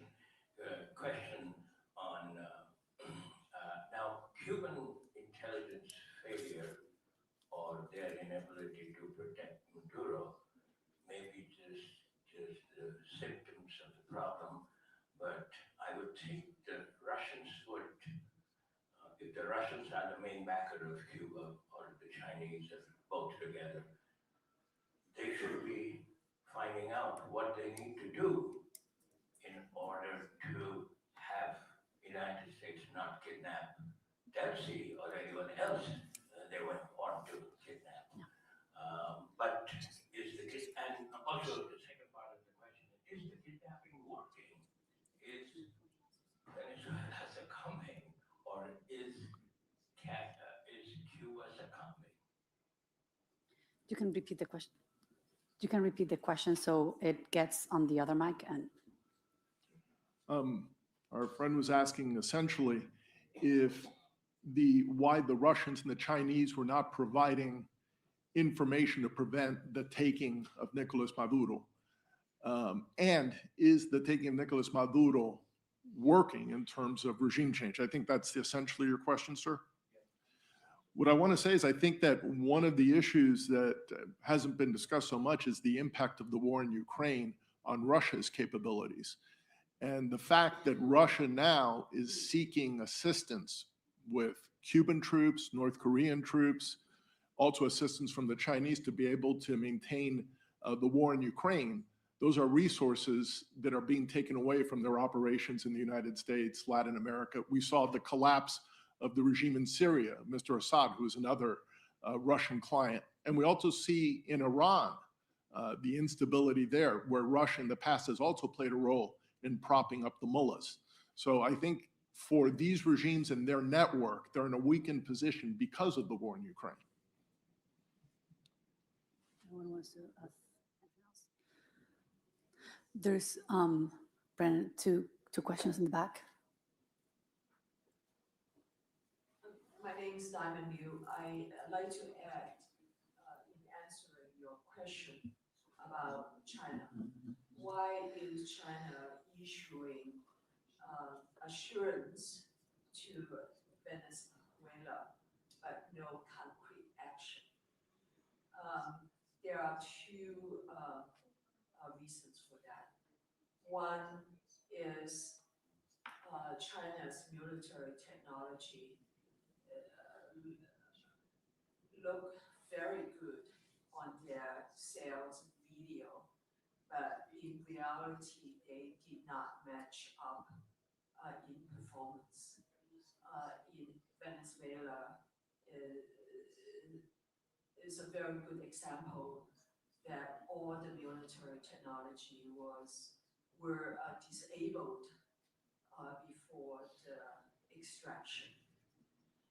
Second reason is that the PRC is in the middle of fierce power struggle, and its economy is in dire strait, and its people are very angry. It has estimated 300 to 400 million internal displaced people who view China's economic quote-unquote miracle by using human rights abuse, keeping the wage down, keeping benefits down, keeping the Chinese people working to create the manufacturing base. Now, there is a tradition called the mandate of heaven, which the Confucian tradition said a mandate of heaven can be used wrong. And it has happened 25 times in recorded history in China, which is about 3,000 years old. That means that the China can collapse any day. And in that situation, is very little the CCP regime could do to help other tyrannies around the world. Thank you. Yo quisiera agregar sorry. algo en relación a China que creo que es importante. I'm going to just repeat what she said so people online, because that microphone is not captured online. That's why I'm repeating. So the main idea is why China couldn't help Venezuela before they captured Maduro. And she said, first of all, the Chinese tech underperformed. It seems to be very high end, but it was shut off when the Americans came in to take him, which just shows that it underperformed. And then she also explains that the PRC is not doing well economically. Around 300 million people have been internally displaced due to economical failure of their own model. So they don't have the capacity, or they seem not to have the capacity to keep supporting or support the Venezuelan regime as the Venezuelan regime needs to. So in general, what it has been said, the Cuban intelligence failed. Russia cannot help any longer because of the war, as John Suarez said. And then China is also in big trouble. Some people think that it could collapse any day. We'll see. Un día antes de la acción de extracción por parte de las fuerzas Delta de los Estados Unidos, de Nicolás Maduro y su esposa Cilia Flores, había estado en Caracas, reunido, y de hecho ese día pernoctó en Caracas, el enviado del Partido Comunista Chino de Xi Jinping para América Latina. Estuvo allí, sostuvo una reunión de 3 horas con Nicolás Maduro y terminó con una cena que posteriormente pues hubo gran información. En el lado, quiero hacer referencia un poco al 2025, se recibieron más de 400 funcionarios del Partido Comunista Chino. Ellos estaban ayudando a Maduro a hacer un proceso que en el argot venezolano y del chavismo se conoce como la comunización territorial del Estado. Es decir, era los miembros del Partido Comunista Chino que estaban instruyendo y dando clases para ayudar a ejecutar un proyecto que ha ido prácticamente convirtiendo en pequeños núcleos territoriales a el Partido Socialista Unido de Venezuela, de tal manera de que pudiesen estar en capacidad de abortar cualquier acción externa que se iban a poner ante la posición del gobierno de los Estados Unidos con la llegada de Donald Trump y la decisión que de antemano ellos parecían conocer, porque hay documentos del 2017 que planteaban ese proyecto, pero creo que ellos se medio durmieron al ver que habían logrado varios de los objetivos, entre ellos que Trump no siguiera en el poder, es decir, hubo como un apaciguamiento. Luego llegan estos grupos y a partir del mes de agosto del 2025 empiezan a trabajar en estos posicionamientos y fueron muchos los miembros del Partido Comunista que iban llegando y además chavistas que iban a formarse en China. Se duplicaron las asistencias de la juventud chavista para ir a tomar estos aspectos. Y el 26 de diciembre del 2025 hubo también una revisión en las Fuerzas Armadas y en las SODIs, justamente en el tema tecnológico satelital. Es decir, había una revisión que los Estados Unidos, a través de un sistema de vigilancia supersónico altamente sofisticado, había detectado la base o el cerebro electrónico del chavismo, donde está incluido Cuba, China y Rusia, no Irán de lo que nosotros tenemos certificado. Eso queda en una isla que se llama La Orchila, que se conoce como el cerebro tecnológico, y hubo una especie de neutralización del sistema en un momento determinado, y esos chinos, expertos en el área, estaban discutiendo por qué era que había sido neutralizado. Luego aparece ese radar que también fue neutralizado y que no entró dentro del sistema para poder avisar a Maduro y al alto funcionario del Partido Comunista Chino que estaba en Caracas en ese momento, que había una acción militar en puertas y que Maduro iba a estar allí hasta ese día, es decir, 2 horas antes de que se habían hecho esas advertencias y que se había cortado, porque hubo lo que los expertos están llamando una ruptura de lo que son las guerras tecnológicas, y cortaron el sistema, es decir, el aparato de China no funcionó, los radares no funcionaron, el satélite no funcionó, apagaron el sistema eléctrico nacional en unas áreas específicas, y esto se hizo de acuerdo a la información que ya había sido recabada por los aviones de inteligencia que habían sobrevolado unas semanas antes el territorio venezolano, captando la información para luego atacar puntos específicos y acabar con todos los sistemas de comunicación que no le permitía a uno comunicarse con el otro, para que tuviera éxito esa operación de 43 minutos. Muchas gracias. Thank you very much. I want to introduce Congresswoman Debbie Wasserman Schultz, who's going to give quick keynote. Yes.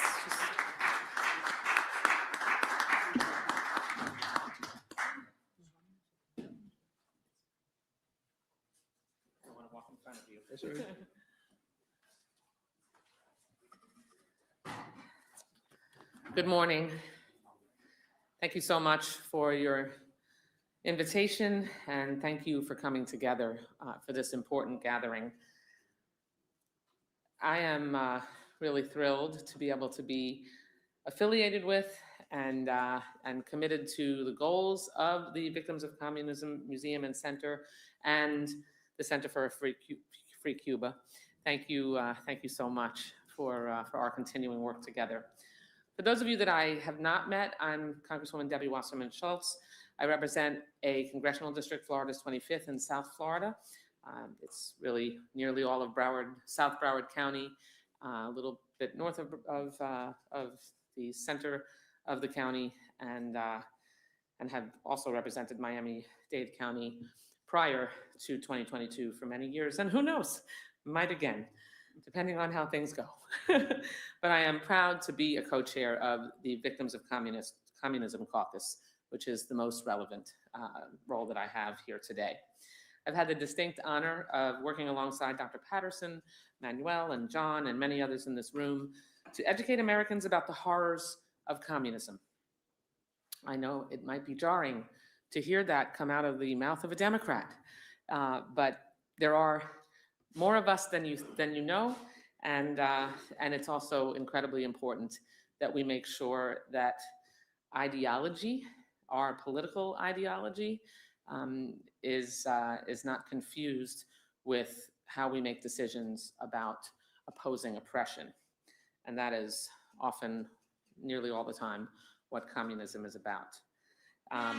It's also important to me to be a voice for those who need no education on the topic, because many of you have experienced the horrors of communism firsthand. That includes my Cuban constituents who have trusted me with their stories of hardship and oppression and seeking the American dream. Now, we're fortunate to have many experts in this room who are talking us through the history of the Tricontinental Conference in Havana and how it legitimized the use of violence and terror to suppress freedom, so I'm going to be brief. I really just want to comment briefly on where we are right now, how this critical point 60 years ago echoes to this day, and the lessons that should guide us going forward.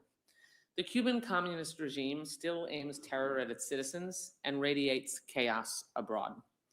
They not only jail political prisoners and violently suppress dissent, but they send troops to fight Russia's unjust war in Ukraine. They don't just harbor fugitives of American justice, they order and conduct killings on US soil. The regime's robbery and oppression don't end with its own people. They send sentinels abroad to help brutal dictators crush the popular will. The legacy of the Havana Conference lives on in the ties that bind pariah states, violent extremists, and criminal organizations. These global networks of theft and terror are more complex and less ideological than ever. Actors as distinct as Cuba, Iran, and Russia are connected in their dedication to rule of gun rather than rule of war. And the threats these networks pose to our safety, our allies, our way of life, and the rules-based international order is only growing. So we must learn this hard lesson and put it into action. We cannot shrug our shoulders and find accommodations with repressive regimes in exchange for a cut of the wealth they've stolen. We cannot kick aside democratic leaders like Maria Corina Machado and Edmundo Gonzalez in favor of despotic criminals like Delcy Rodriguez. We cannot slap Band-Aids on malignant regimes who live to make others live in fear and declare mission accomplished or peace in our time. And we must not delude ourselves into thinking that the short-term profits of appeasements will outweigh the long-term cost to our security and our national conscience. When America treats every action like a transaction, when we fail to prioritize and pursue our values abroad, we don't just lose credibility, we risk losing what sets our nation apart. That road ends with revisiting the darkest moments of the 20th century and the worst mistakes of our own history. If we lose sight of our guiding principles, we will wake up one day and realize that we've imported the same repressive tactics that we once condemned. This conversation is so critical, and I'm eager to hear your conclusions after your conference concludes. And I want to thank you once again for having me here today. Thank you so much.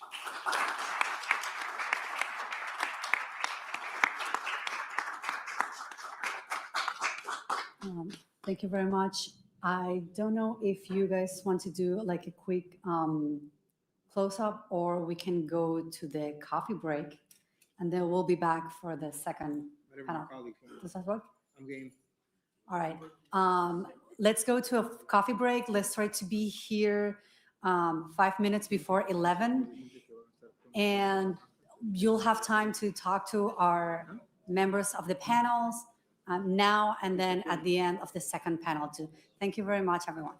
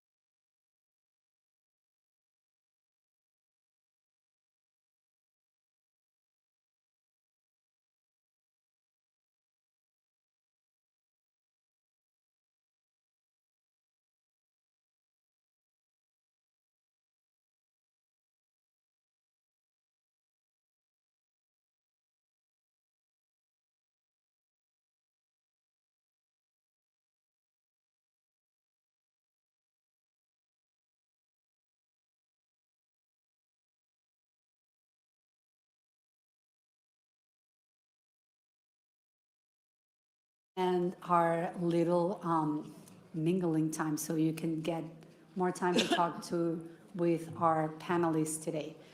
Let me introduce Vanessa Vallejo.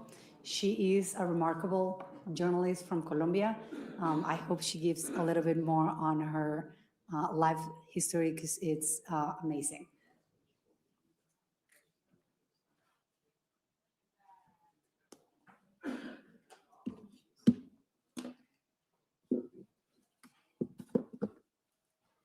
So, good morning, everyone.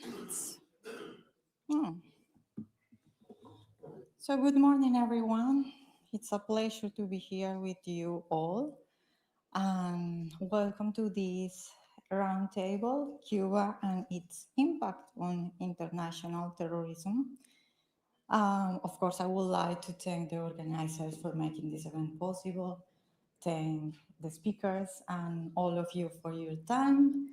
And we'll be doing some Spanglish here, depending on the speaker, to make the conversation more dynamic. So I'm going to introduce our speakers. So we have Joe Connor, son of Frank Connor, who was tragically killed in the Frances Tavern bombing in New York. He has dedicated himself to raising awareness about the victims of terrorism and advocating for justice and remembrance. We have Maite Araluce, president of the Spanish Victims of Terrorism Association, daughter of Juan Maria Araluce, murdered by ETA. Matias Hohe, executive director of the Cuba in Transition Association, and Francisco Santos, former vice president of Colombia.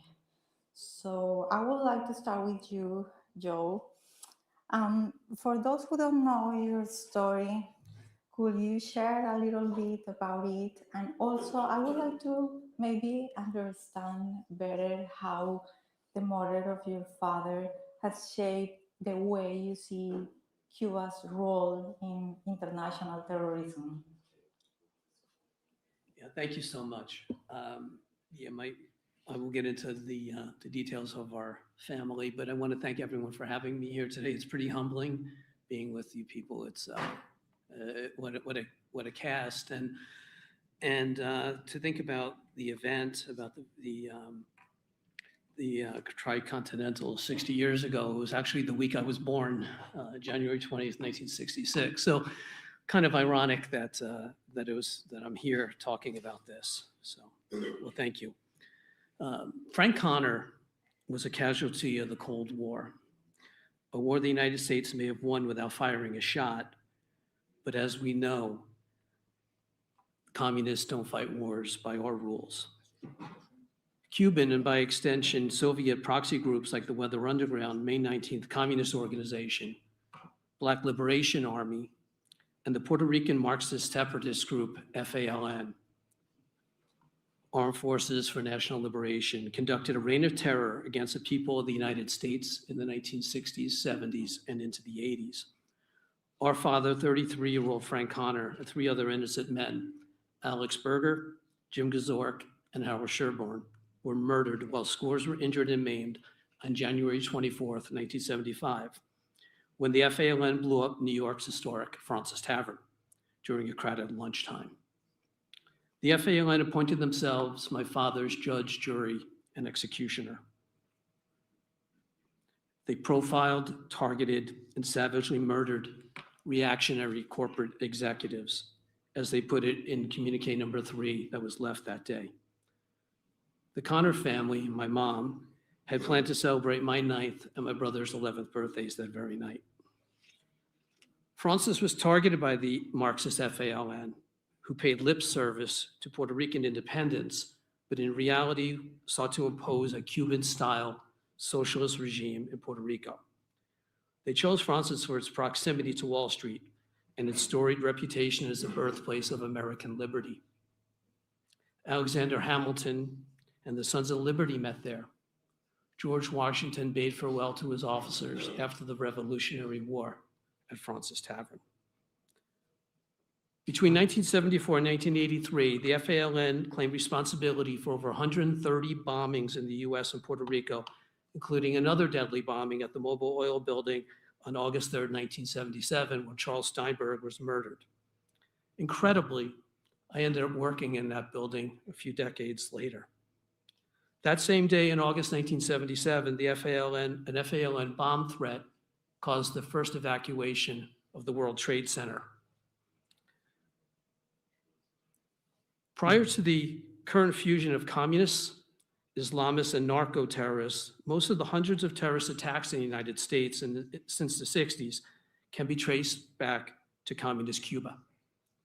Since the communist revolution, the Cuban government has been an abuser of human rights, domestically in Cuba and in the United States. Article 3 of the Universal Declaration on Human Rights recognizes that everyone has the right to life, liberty, and security of person. Cuba violated the Connor family's rights, specifically the right of our father and other Americans to simply live.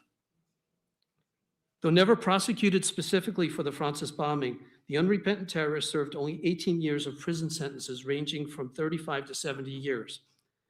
As Hillary Clinton geared up for her 2000 New York Senate run and was looking to connect with New York's Latino community, Bill Clinton granted clemency to the FALN, a blatant political gesture orchestrated by then Attorney General Eric Holder.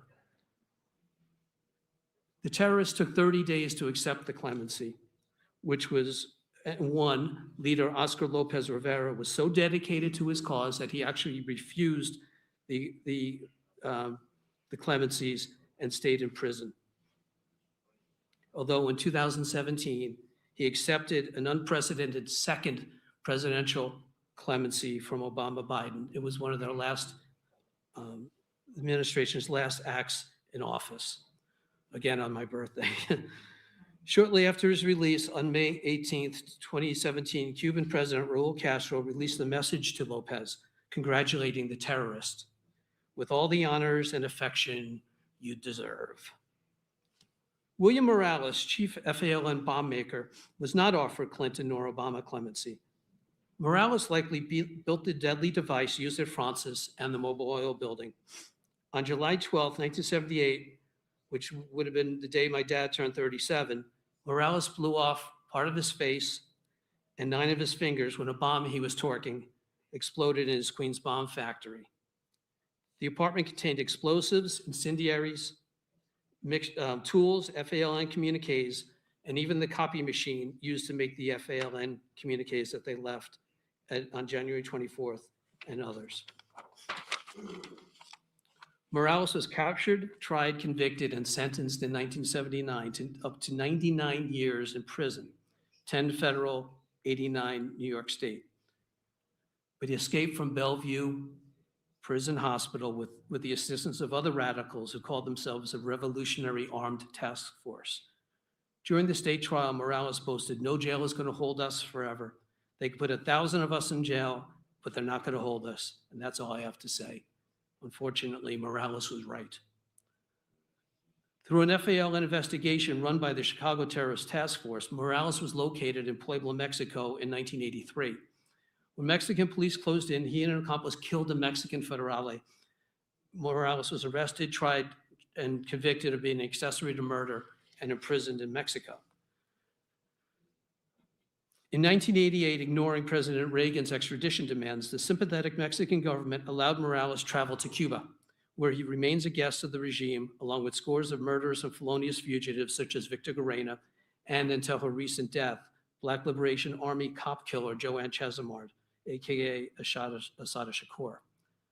On May 2nd, 1973, Chesimard and 2 accomplices opened fire on 2 New Jersey state troopers during a motor vehicle stop.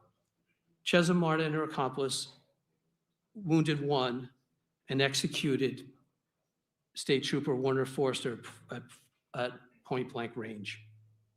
After a 6-week trial in 1977, Chesimard was found guilty of first-degree murder and sentenced to life imprisonment.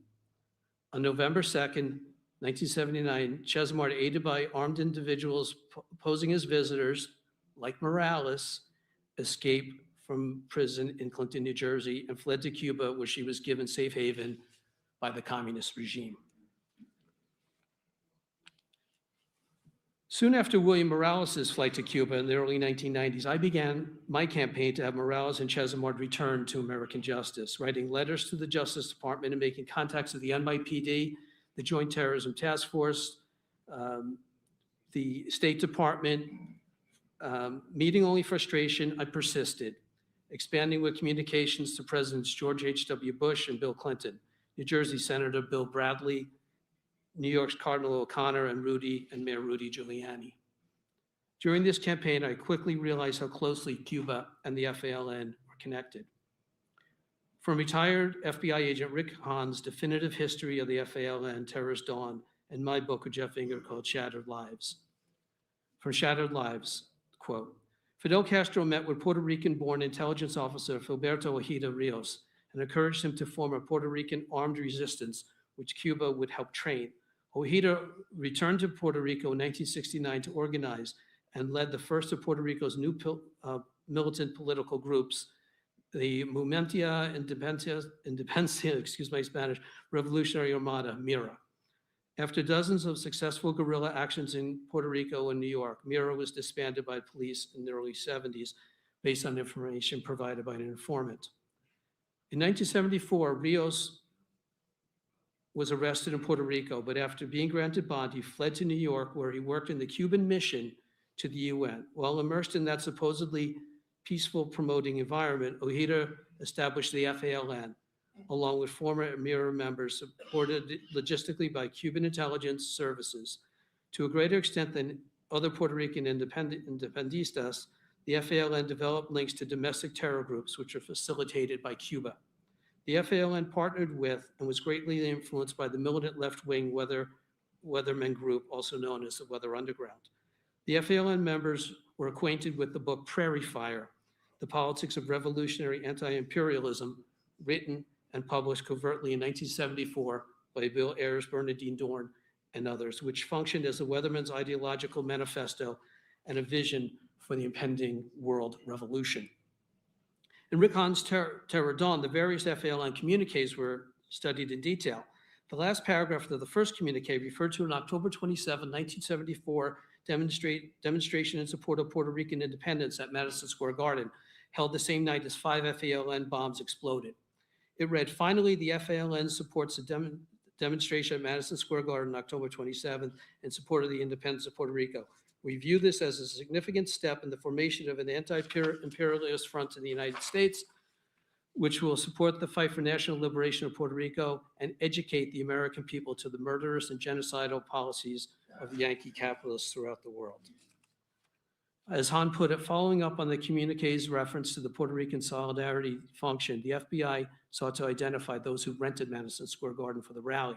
The names were familiar to the FBI. The persons who signed the contract are known in the FBI files as persons with links to the Prairie Fire Organization and a support organization for the Weather Underground, who commenced a bombing campaign in the US. They were also among those identified with the Cuban-sponsored Villanciermos Brigades, an operation of the Cuban government, which recruited young, idealistic American youth on US campuses to travel to Cuba. We talked about that in the earlier group. Ostensibly to assist in harvesting sugarcane and other humanitarian tasks. In fact, the brigades were thought to be a propaganda and intelligence tool of the Cuban government. The organization was used to create a community of sympathetic toward communist Cuba in the US. It was also believed to be a recruitment tool for Cuban intelligence, which strove to exploit smart, idealistic, left-leaning American youth. The communique's language convinced many that indeed the FALN was an operation of Cuban intelligence designed to disrupt and embarrass the US. The timing of the bombings was also suspicious, for on October 30th, 1974, just days after the first bombing, the 16-member United States Special Committee on Decolonization, a committee whose function was to encourage self-determination for all countries, was to hear the case of Puerto Rico. The issue of Puerto Rico being a US colony and should be declared as such was pressed by Cuba against the desires of the US. All this made Cuba high on the list of suspects. It was theorized the FALN could be the product of Cuban government using a few Cuban-trained Puerto Rican recruits. On October 27, 1975, communique left at the site of the FAL's bombing of the Standard Oil building in Chicago read, "The FALN welcomes the support given the Puerto Rican national liberation struggle at the Solidarity Conference in Cuba and the meeting of non-aligned nations in Peru in September. We especially acknowledge the moral support given to our organization by the Cuban people and the government in a speech made by Prime Minister Fidel Castro in August, which said that the Cuban government would do all it could to support the FALN."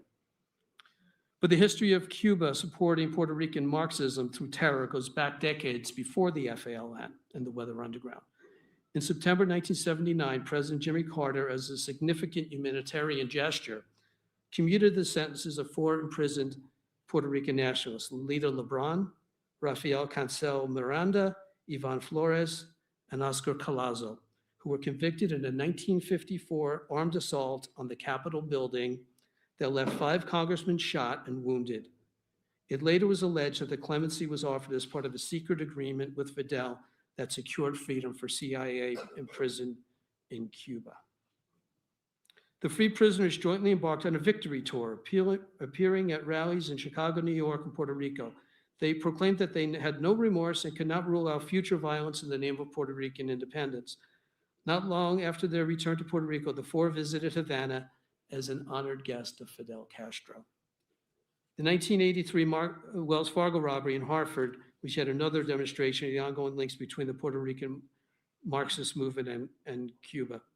Jorge Mesada, a former Cuban diplomat who would defect to the United States, testified that weeks before the robbery, he delivered $50,000 to the Los Macheteros, a sister group of the FALN, on orders from his superiors in Castro's Department of the Americas, the Cuban agency created to support revolutionary movements. Some of the money went to the purchase of a motorhome used for sneaking FALN terrorist Victor Guerrena into Mexico. Masadi himself waited at the border and helped disguise Guerrena, handed him a Cuban passport, and arranged his flight from Mexico City to Havana. Cuba kept about half the stolen money, according to the conversations the FBI intercepted from Los Macheteros. Despite my efforts and Cuba's sponsoring of terrorists, the Obama administration removed Cuba from the state sponsor of terror list. On July 1st, 2015, President Obama announced the establishment of formal relations with Cuba before actually visiting the Marxist state in 2016. As Obama announced his Cuba visit, I immediately began receiving texts, phone calls, and emails from reporters who knew our family's long-standing struggle for justice. Ironically, I answered those requests from Joint Base Guantanamo. See, I am also a 9/11 family member, fortunate enough to observe the pretrial hearings at Gitmo.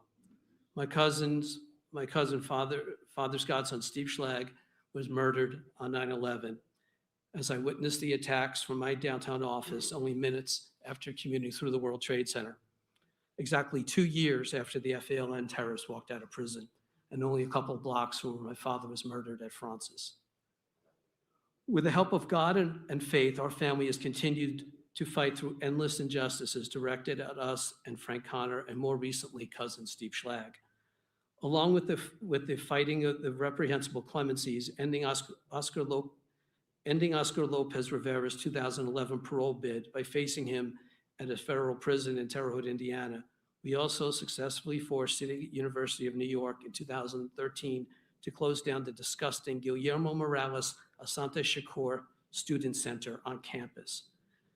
CCNY had a student center on campus named for 2 convicted terrorists, one of whom was complicit in my dad's murder, and my father went to CCNY at a high school. Incredibly, but not surprisingly, in November 2017, only 10 months after his second presidential clemency, Lopez was received as an honored guest in Havana, where he paid tribute to the late Commander-in-Chief Fidel Castro and Che Guevara, and was decorated with the Order of Solidarity.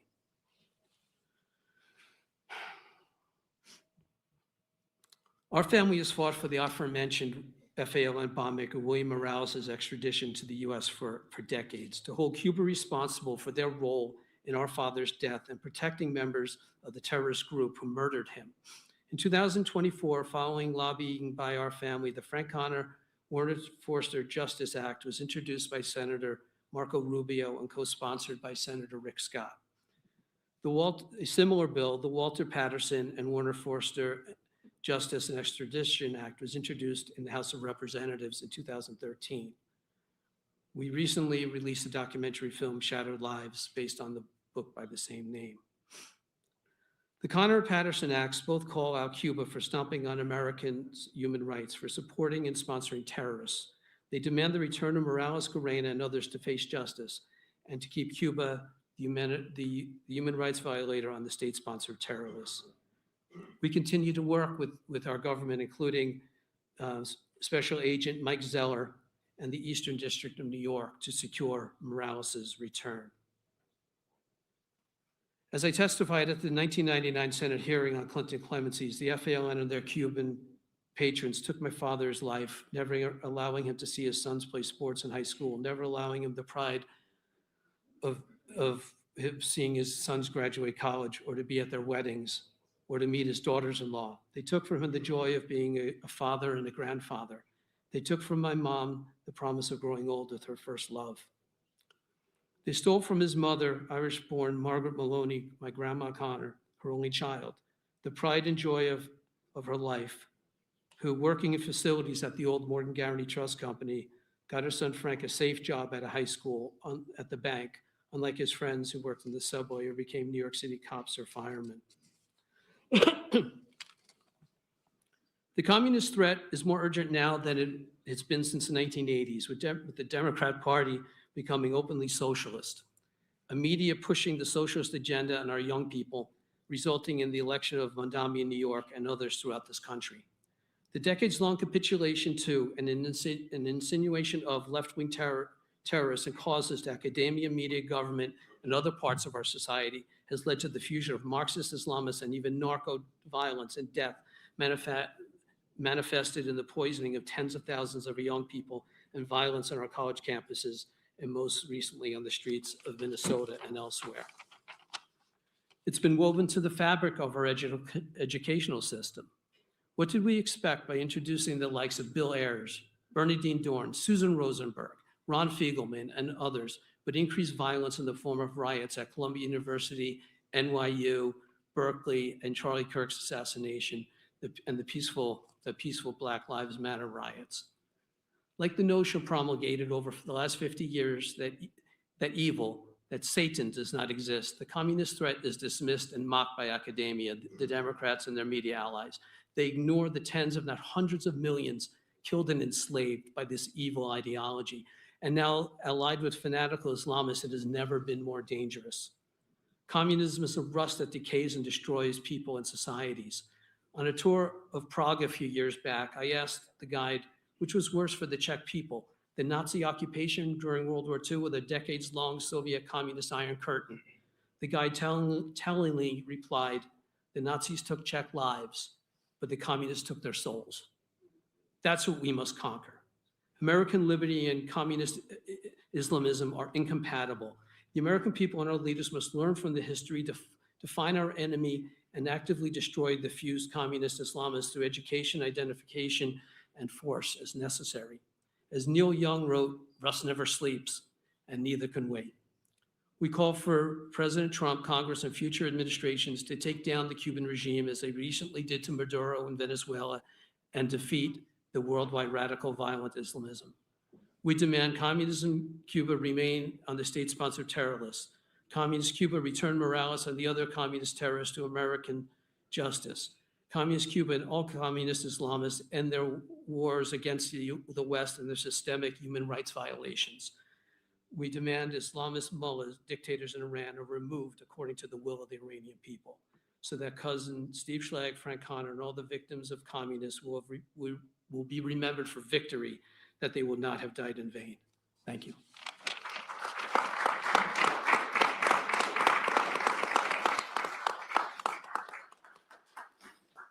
So thank you, Joe, for sharing your story. And we have a visit here. So,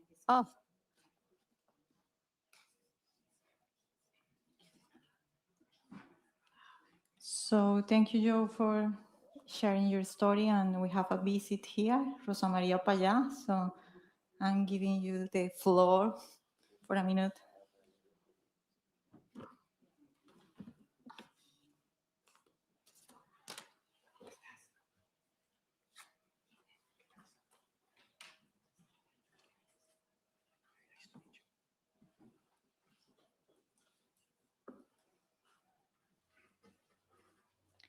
Thank you so much for hosting this to VOC, to Eric, and to all the friends that I'm seeing here present. Thank you so much also, Matthias, for taking the initiative in a moment like this to denounce the role that the Cuban regime has played in the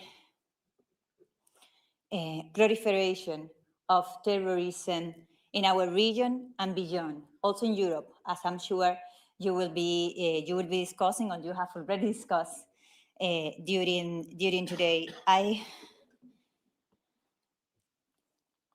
cannot be here denouncing the role that the Cuban regime has had as a sanctuary of terrorism and as a coordinator, as a trainer of terrorists around the globe without first talking about how the Cuban regime has been exercising state terrorism against its own citizens, against the Cuban people that have been fighting for freedom since the really beginning, since 1959, and how they have been submitted to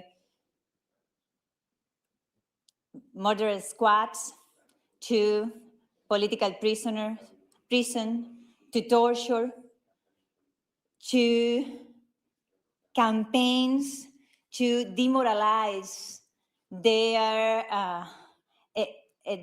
families in front of a society.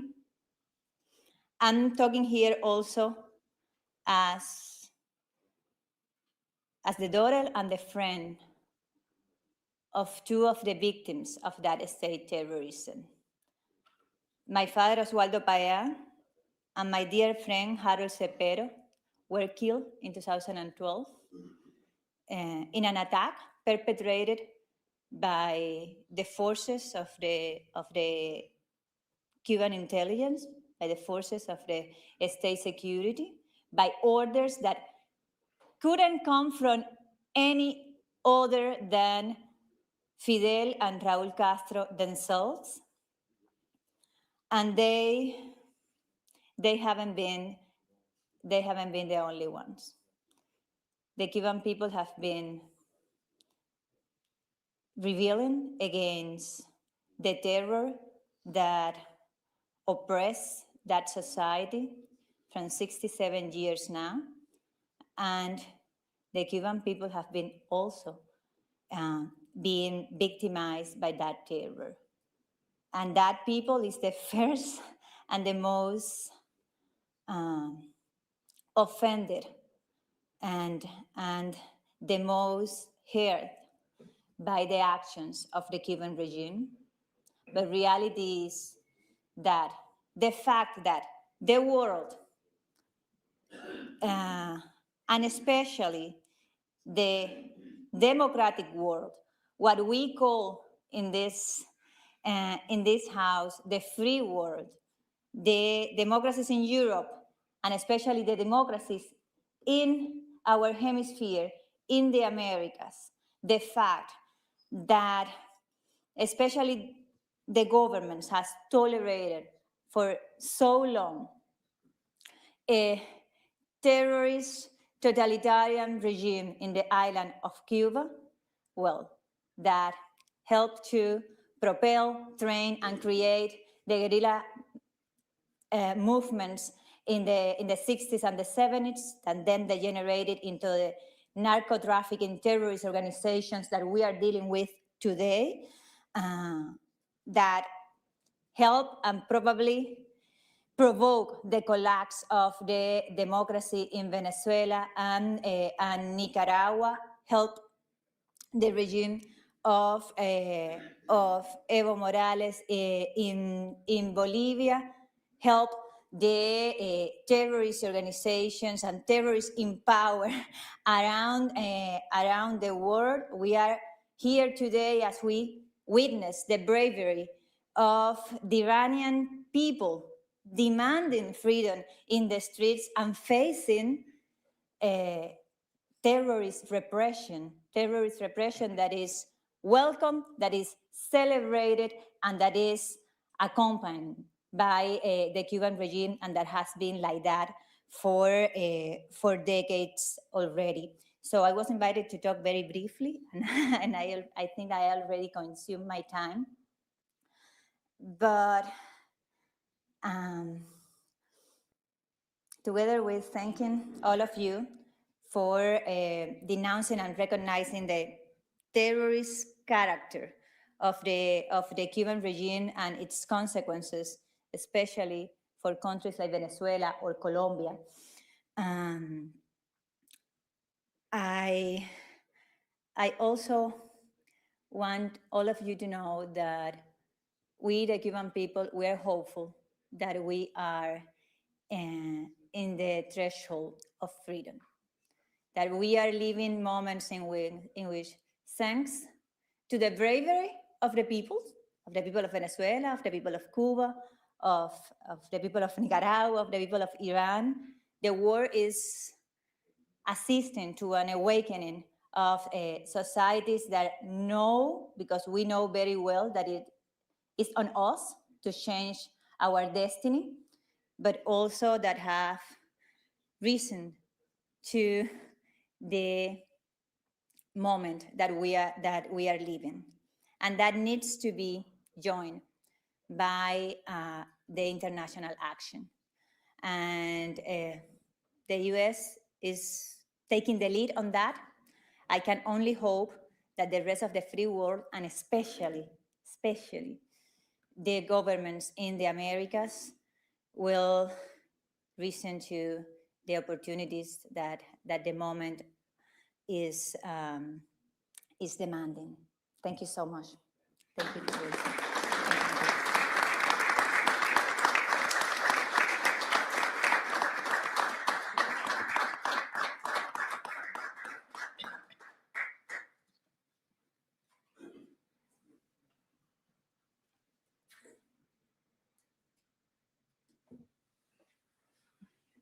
Thank you so much, Rosa Maria. And let's continue with our roundtable.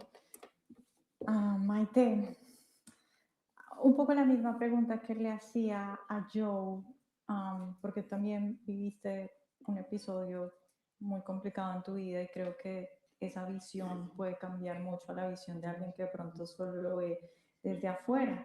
Preguntarte un poco por el episodio de tu padre y cómo eso, o qué tú como víctima quisieras compartir con aquellas personas que de pronto se preocupan por la situación del terrorismo a nivel internacional. Muchas gracias. Primero quería dar las gracias por haberme dejado participar en este evento. Gracias por dejarme dar voz a las víctimas del terrorismo. Como decía, yo soy víctima del terrorismo desde hace casi ya 50 años, desde 1976, cuando asesinaron a mi padre en San Sebastián, en una ciudad del País Vasco de España. Y lo asesinaron como a tantos otros, en este caso lo asesinó ETA, es una organización terrorista cuyo nombre son las iniciales de Euskadi Tas Katasuna, que en vasco quiere decir Euskadi Libertad, y asesinaron, bueno, pues a muchos españoles por el hecho de ser españoles, ¿no? Mi padre era notario y tenía algún cargo político y lo asesinaron, como digo, por ser español, por ser vasco, pero sentirse también español. Nosotros somos 9 hermanos. Entonces estábamos ese día en mi casa comiendo para volver al colegio cuando oímos ráfagas de metralleta y salimos a la terraza del comedor y pudimos ver cómo todavía estaban ametrallando al coche de donde iba mi padre, al conductor del coche y al coche que iba detrás con los 3 policías de escolta. Bueno, ese hecho obviamente te cambia la vida. Yo tenía 15 años en ese momento y te cambia la vida, te rompe, te destroza y tienes que empezar a vivir no ya la vida que tenías antes, sino una nueva vida. Tienes que recomponerte y tener una nueva vida. Por eso yo vengo a hablar de esa otra cara de la moneda de lo que se está hablando aquí. Se está hablando de terrorismo y yo quiero hablar de la consecuencia de ese terrorismo, de las víctimas del terrorismo. Las víctimas no somos cifras. Las víctimas somos personas, somos familias. Somos mucho más de las cifras que se dan habitualmente, ¿no? De 800 asesinados, no sé cuántos heridos. Son muchas más, porque esas cifras no son reales. Yo en el asesinato de mi padre, la víctima no solo fue mi padre, la víctima fue mi madre, fuimos sus 9 hijos, fueron bueno, pues todos los que querían y apreciaban a mi padre, ¿no? Todos esos son víctimas del terrorismo, con lo cual son innumerables. Igual que los heridos, no se contabiliza todos los heridos, ¿no? Y no son solo los heridos, sino que son las familias. El terrorismo destroza familias. Destroza familias y, como digo, hay que recomponerse. Entonces, se habla mucho de los terroristas. Muchas veces vemos en las noticias cómo se habla de terroristas, de la vida que han tenido esos terroristas, de cómo se llamaban, sin embargo no se sabe nada la gran mayoría de las veces de esas víctimas que provocan, ¿no? Y esas víctimas que provocan, como digo, son personas que tienen nombres y apellidos y que tienen unas condiciones muy duras para volver a vivir, no ya la vida que tenían, sino otra vida distinta. Los terroristas decidieron un día libremente, eligieron ser terroristas y se formaron para ello. Luego veremos las conexiones que ha habido de estos terroristas de ETA y de otros grupos con otros terroristas de otros sitios, como puede ser Venezuela, Colombia, pues como puede ser bueno, Cuba, no me sabía el nombre, perdón. Entonces, al final bueno, pues son tramas que se preparan entre ellos, se adiestran unos a otros, se pasan información, o sea que es un poco lo mismo, ¿no? Al final la víctima del terrorismo siente y sufre lo mismo independientemente del grupo que le haya causado ese dolor, ¿no?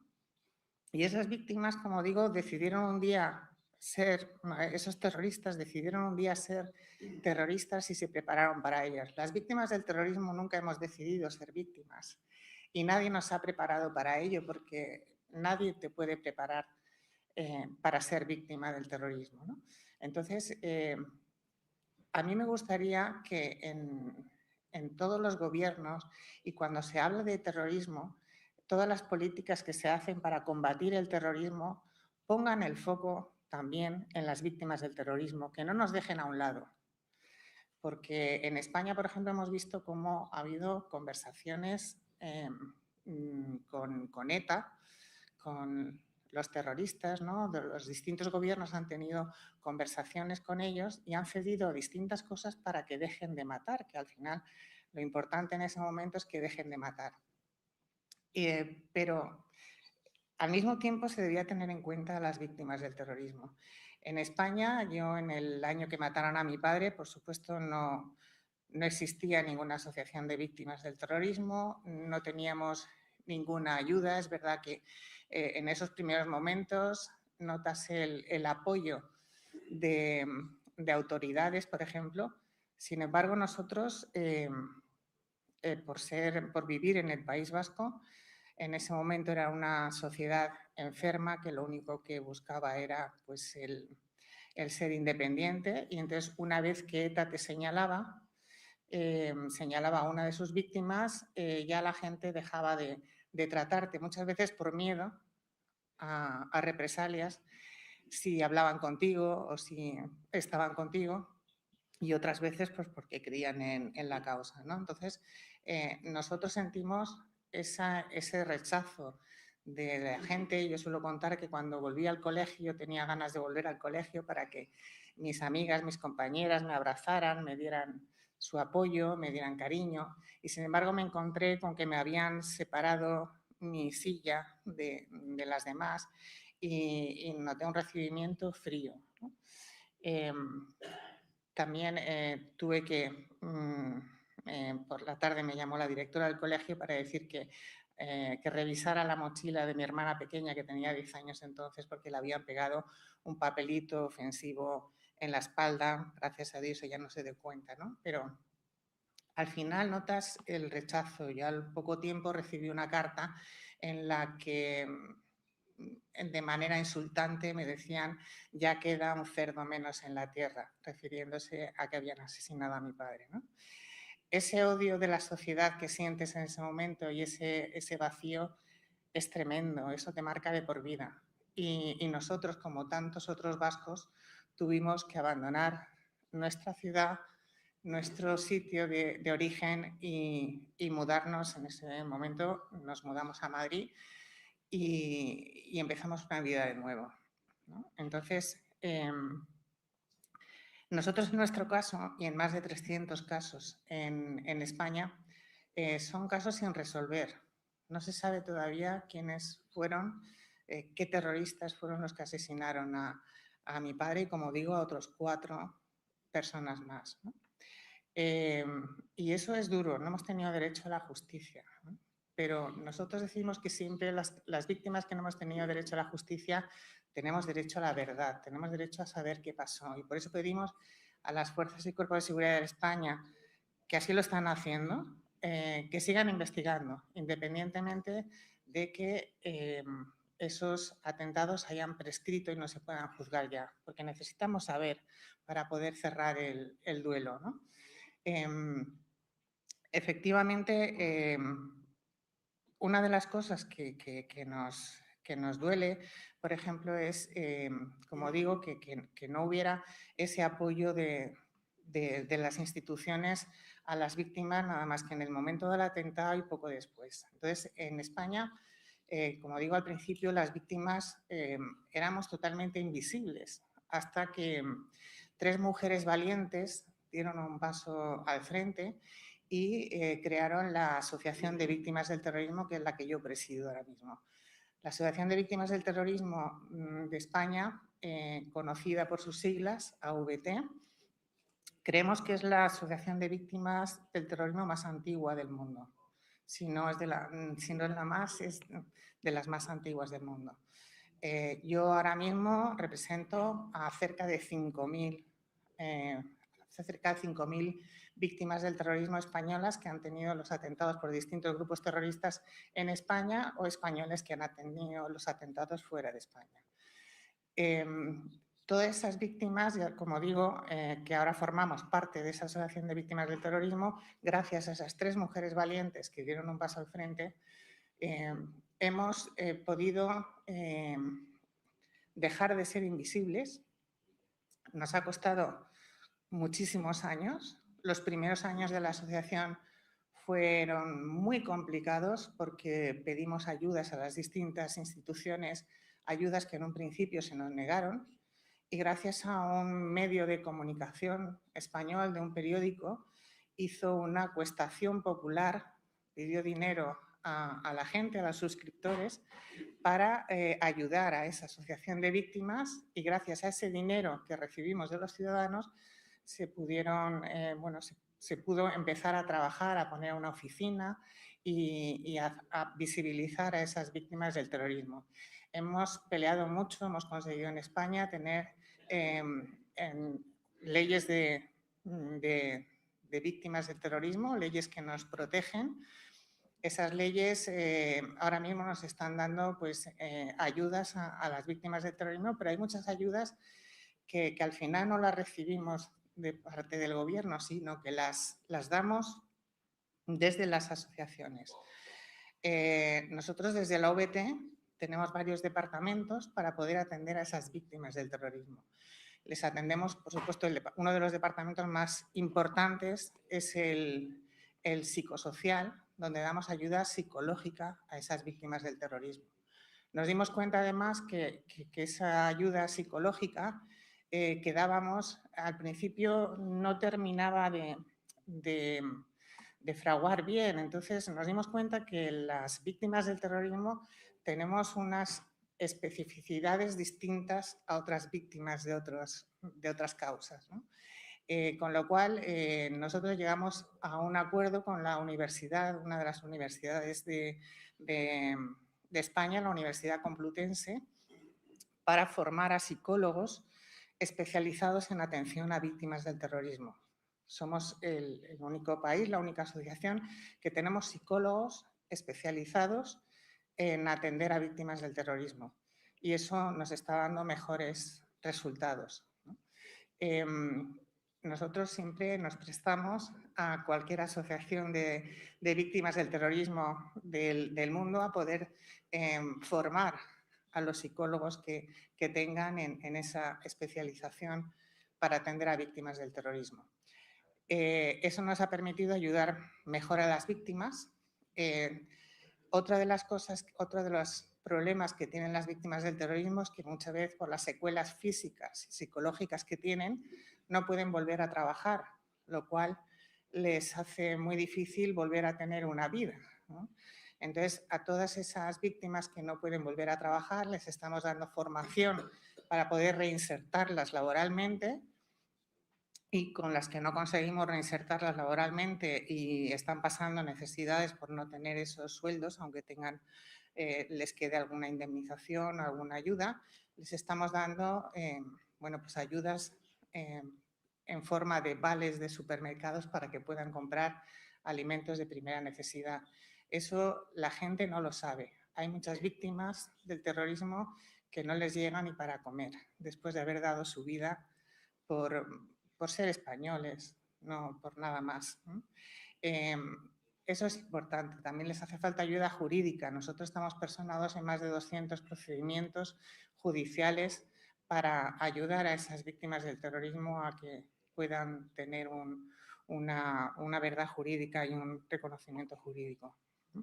Tenemos otros departamentos, pero bueno, todos están orientados a atender a esas víctimas del terrorismo. Por eso, bueno, yo creo que la Asociación de Víctimas del Terrorismo es un ejemplo a seguir en otros países, porque las víctimas muchas veces estamos desatendidas y el que te atiendan otra serie de víctimas, que son las que entienden y empatizan perfectamente con lo que te ha pasado, creo que es importante. Por eso pongo el ejemplo y nuestro, bueno, pues al final nuestra experiencia, ¿no? La pongo aquí en valor y para poder ayudar a otros países o a otros estados que necesiten o sea, que vean la necesidad de atender a esas víctimas y nosotros ponemos nuestra experiencia a disposición de todos los que les interese pues eso, atender a las víctimas del terrorismo haciendo estas asociaciones de víctimas. Muchas gracias.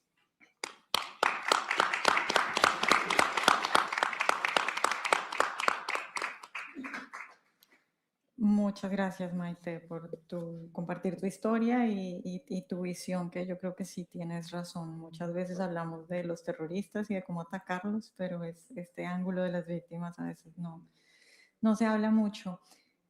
Sigo contigo, Matías, y te voy a preguntar algo que a mí siempre me ha causado curiosidad, porque yo conozco a Matías hace varios años y sé que lleva muchos años trabajando por la causa de Cuba. Y quisiera preguntarte, ¿qué experiencia en tu vida, qué historia en tu vida hizo que tú en un momento decidieras, me voy a dedicar a luchar por esto y es importante luchar por esto? Y también de una vez te pregunto, porque Maite nos hablaba de ETA, te pregunto por la relación entre Cuba y ETA y en general la influencia de Cuba en España. Pues muchas gracias, Vanessa. Pues mira, yo tuve la suerte de cuando era muy jovencito haber viajado a Cuba con, bueno, Frank Calzón se acaba de ir aquí, pero fue de los que me acercó al mundo cubano y conocer de primera mano al que yo creo que en ese momento fue el líder democrático más importante después de la caída del muro de Berlín, que fue el padre de Rosa María, Osvaldo Payá, y para mí ese encuentro fue un antes y un después. Y no lo he podido dejar porque creo que es una causa noble, muy necesaria y, como vamos a ver, es central. Cuando hablamos de Cuba no hablamos solo de Cuba, sino que hablamos de Cuba, de España, de Colombia, de Estados Unidos, ¿no? Y yo creo que ese encuentro para mí me cambió la vida, ¿no? en cierto sentido. Bueno, yo quiero, empezar agradeciendo al Museo de Víctimas del Comunismo, a su presidente, a Ana Leca y al Center for Trafficking, a Manuel Iglesias, a Frank Calzón, a John Suárez por la organización de este acto. Es un acto que yo creo que es fundamental porque se cumplen 60 años de la Tricontinental, como hemos estado hablando toda la mañana, y es muy importante hacer memoria. La conferencia Tricontinental celebrada en La Habana marca un antes y un después en la internacionalización del terror, pero además marca a Cuba como epicentro y motor de toda una red de organizaciones terroristas en el mundo. Cuba, dice siempre Rosa María Payá, es la cabeza del pulpo, y yo creo que tiene razón. Pero más importante aún es, como ha dicho Maite Araluce, recordar a las víctimas del terrorismo. Y hay unas víctimas del comunismo, muchas veces no recordadas, que son precisamente las víctimas del terrorismo. Porque junto a los asesinados, los torturados, los purgados, los encarcelados, los reprimidos, los fallecidos por las hambrunas en China, también están otras víctimas del terrorismo, muchas veces, del comunismo, perdón, muchas veces silenciadas, que son las víctimas del terrorismo. Son miles las víctimas del comunismo que dejaron las acciones y atentados perpetrados en Uruguay por los tupamaros, en Argentina por los montoneros, en Colombia por las FARC, el M-19, por el Ejército de Liberación Nacional.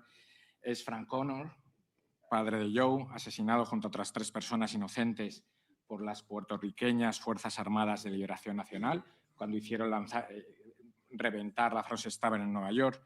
Es Juan María Araluce, el padre de Maite, asesinado a tiros junto a su conductor y 3 escoltas por la banda terrorista ETA en España, porque ETA es la manifestación en España de una oleada de terror global que comenzó a gestarse en esos años de la celebración de la Tricontinental en La Habana. Por eso podemos decir que Cuba alentó la acción de ETA, que entrenó a sus miembros, que les ofreció un refugio seguro y, sobre todo, que les incorporó a una efectiva red de terror que asesinaba, que extorsionaba y que practicaba secuestros por todo el mundo. Desde luego no sabemos todo. La acción de Cuba y de ETA es clandestina y solo vemos la punta del iceberg, pero sí vemos lo suficiente para afirmar sin ningún género de Cuba que el régimen cubano colaboró con ETA desde sus orígenes, evolución y posterior integración en lo que Maybor Petit ha llamado la corporación de crimen transnacional. Cuba, por eso, tiene responsabilidad por esos 3.800 atentados que causaron la muerte de 853 personas, más de 2.600 heridos, 86 secuestros y un número indefinido de amenazados y exiliados. Y no solo son cifras, como dice Maite Araluce. ETA, como Cuba, jamás pidió perdón. Como ETA, Cuba jamás colaboró en el esclarecimiento de los atentados pendientes. Como ETA, Cuba continuó legitimando el terror como arma legítima y necesaria. Queridos amigos, fue muy pronto cuando ETA quedó alineada ideológicamente con la Revolución cubana. En 1959, apenas 7 meses después de la llegada de Fidel Castro al poder, se funda ETA como una organización esencialmente nacionalista que buscaba conservar las esencias vascas y propugnar lo que llamaban la autodeterminación. Sin embargo, muy pronto, y ojo al año, en 1966, unos meses después de la celebración de la Conferencia Tricontinental en La Habana, ETA asume formalmente los dogmas marxistas y las tesis tercermundistas. Pesaba mucho la admiración por la Revolución Cubana, por Fidel Castro y por Che Guevara. Pesaba mucho el auge de los denominados movimientos de liberación nacional y, sobre todo, pesaba mucho la legitimación de la estrategia armada, que es lo que en esencia se daba cita en la Conferencia Tricontinental. Eso y muchos revolucionarios convertidos, en palabras de Che Guevara, en una efectiva, violenta, selectiva y fría máquina de matar. Revolucionarios convertidos en terroristas, porque ETA había detonado bombas en España en 1959, pero aprendió a matar en Cuba, porque los primeros cuadros de ETA se entrenaron en Cuba, en la primavera de 1964. Y ahí, en esos campos de entrenamientos, dirigidos a formar terroristas, los miembros de ETA recibieron lecciones de secuestro, de subversión y de sabotaje. Y ahí se consagró una alianza entre ETA y Cuba que ha venido alimentándose durante décadas. Los inicios del terrorismo en España tienen acento cubano. Lo vemos en el caso de Begoña Urroz, una niña asesinada con apenas 22 meses a consecuencia de la detonación de una bomba en la estación de Amara, en San Sebastián. Durante muchos años se consideró que Begoña Urroz fue la primera víctima del terrorismo en España. El día 27 de junio, el día del atentado que acabó con su vida, es el día que se conmemora a las víctimas del terrorismo en España. Y en el acto en el que se declaraba esa fecha como el Día de Víctimas del Terrorismo, se recordó que lo hizo como víctima de ETA. Hoy sabemos que Begoña Urroz no fue asesinada por ETA, sino por otra organización terrorista que se llama el DRIL, el Directorio Revolucionario Ibérico de Liberación, pero sabemos también que el DRIL estaba conectado con el régimen cubano. Fuera ETA o fuera el DRIL, Cuba estaba detrás, porque es posible demostrar que detrás del DRIL se formaron la Sierra Maestra de Cuba, que sus cuadros se entrenaron en Cuba y que el máximo responsable de aquellos atentados acabó como lugarteniente del Che Guevara de vuelta en la isla. Cuba siempre ha tratado de esconder sus relaciones con ETA, de minimizar su intensidad, de operar en la más estricta clandestinidad. Pero no es posible ocultar eternamente un elefante en la habitación. Y yo quiero traer aquí unos breves datos, pocos probablemente, pero suficientes, para mostrar una complicidad constante, fluida y permanente de Cuba con la organización terrorista ETA. En primer lugar, Cuba, lo sabemos todos, ha sido durante décadas un santuario para terroristas de ETA huidos de la justicia española. Fidel Castro trató, y en cierta medida consiguió, encuadrar la presencia de etarras en Cuba como fruto de un acuerdo con el gobierno español. Y es cierto que en 1984 un grupo de miembros de ETA acabaron en la isla por un acuerdo con Felipe González. Pero fueron 7. Y esos 7 fueron los únicos de entre más de una treintena de etarras que se conoce que han estado en la isla que se instalaron ahí. Cuba se convirtió muy pronto en el destino preferido de los terroristas de ETA. Así se lo comunicaban una y otra vez a la dirección de la banda. Querían ir a Cuba, pero esta abogaba, según la documentación incautada por la Guardia Civil, por la Policía de España, que la banda terrorista ETA quería preservar este país, Cuba, para otras iniciativas importantes del movimiento. No querían quemarle. Pero los etarras al final llegaron, algunos desde barco por África, otros desde distintas localidades del sur de Francia, y muchos otros llegaron a Cuba después de haber servido en la clandestinidad en distintas iniciativas del régimen cubano en la región. Porque la relación entre Cuba y ETA no se limita a servir de refugio a etarras huidos a la justicia española, sino que estos etarras se integraron en operaciones regionales dirigidas por los servicios secretos cubanos. El caso de Nicaragua es emblemático. La noche del 22 de mayo de 1983 se escuchó en Managua, su capital, una enorme explosión en el barrio de Santa Rosa. Los servicios de socorro acudieron al lugar de la detonación y encontraron todo devastado. 29 casas afectadas, la mayoría de ellas destruidas por completo, los coches destrozados y el suelo lleno de armas, misiles, lanzagranadas, fusiles de asalto, municiones de todo calibre, también pasaportes falsificados, documentos diversos. Y es que aquello no era un taller, era un zulo convertido en base de operaciones. Y el que lo regentaba, un español, Miguel el Español, en realidad era Eusebio Arzayus, alias Paticorto, miembro de la banda terrorista ETA, actuando bajo las órdenes de la Dirección General Quinta del Ministerio del Interior de Nicaragua, a su vez controlada por los servicios de inteligencia cubanos. Paticorto era uno más de una veintena de etarras que formaron un contingente de terroristas que se instaló en Nicaragua para desde ahí operar bajo las órdenes del régimen cubano. En aquel taller se encontró abundante documentación sobre seguimientos efectuados a empresarios en toda la región. Sin plata no se hace la revolución, le había dicho Barbarroja a Jorge Massetti, en la época en que la crisis económica impedía financiar los esfuerzos subversivos de Cuba. Por eso, desde el Departamento de América, se coordinó una auténtica red regional internacional de secuestros con actividad en toda la región.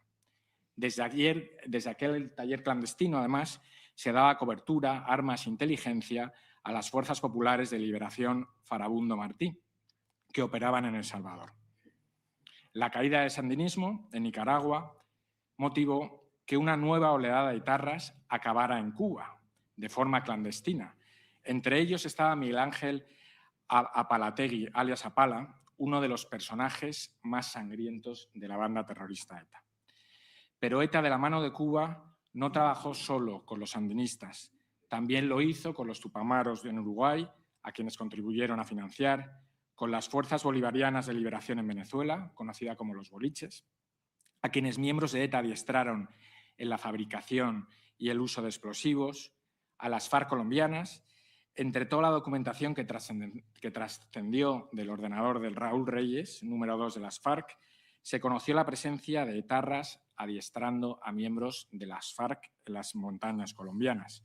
En las cartas intervenidas, Raúl Reyes pedía colaboración a ETA para operar también contra líderes colombianos en España. Ahí estaban Pastrana, Noemí, Uribe y un tal Pacho Santos, que tengo aquí a mi lado, del que decían que se mueve por España como mi compadre por su casa. Y quiero resaltar esto porque la coordinación de ETA con Cuba y las organizaciones terroristas también operaron en España. Cuba colaboró con ETA en suelo español para cometer actos de terrorismo. Manuel Piñeiro, alias Barbarroja, jefe del Departamento de América, con el que Cuba operaba un sinfín de operaciones clandestinas, tuvo una cabeza de puente en Europa. Se llamaba el Gato Valenzuela, agente cubano, bajo las órdenes de Barbarroja, coordinó un número muy numeroso de miembros del MIR chileno para operar en España. Y juntos hicieron seguimientos, planificaron secuestros y ejecutaron algunos de los más trascendentes de la historia de la banda terrorista ETA. Es el caso del secuestro, por ejemplo, de Emiliano Revilla, retenido durante 249 días en un zulo de 2 metros por 1. En ese secuestro participaron 13 miembros del MIR. Una gran parte de ellos pasó previamente por Cuba para recibir entrenamiento guerrillero.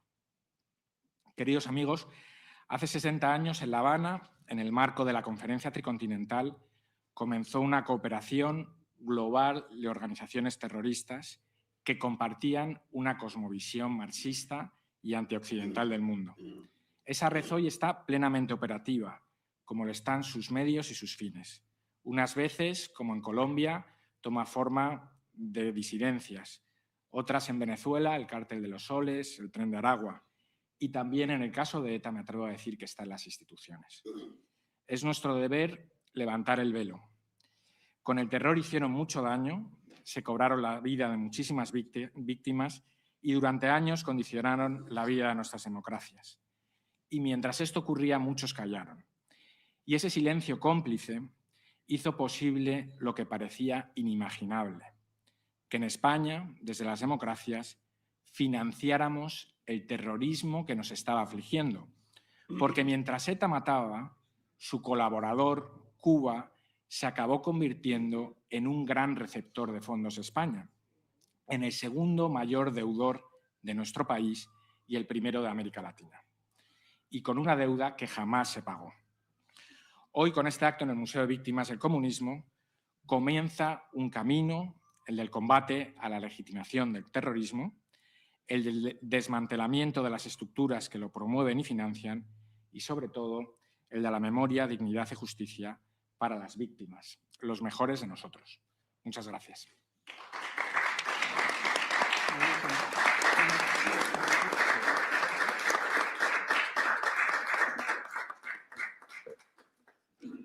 Muchas gracias, Matías.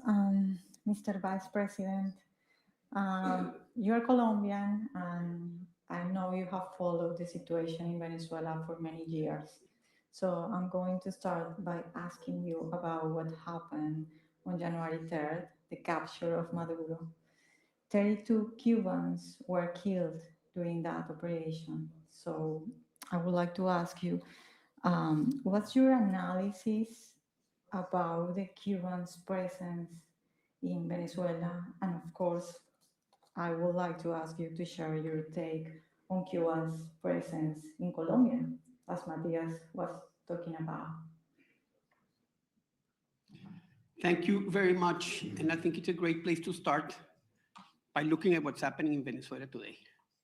Before I go into the textbook case of how Cuba operated in Colombia during 60 years, they're still operating through Venezuela, and how they changed their operation, let me talk about a huge change that might happen. The extraction of Maduro and Cilia is changing the whole paradigm of how we see power in the region, one, of how those dictatorships looked like they were impenetrable and were invincible, of how their intake in how to create havoc and destabilization in the region might be finally ending, and how we can finally eliminate those threats to democracy that are so big, that are so important, and have been operating through different mediums in the region. It's not done. Maduro is out. Cilia is out. But the difference between Maduro and Delcy is like the difference between Pablo Escobar and Gonzalo Rodriguez Gacha, two of the biggest mafia operators in Colombia.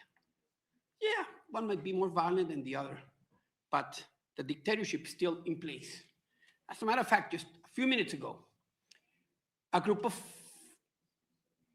families of political prisoners that haven't been freed gave a press conference saying, this is a farce. And it is a farce.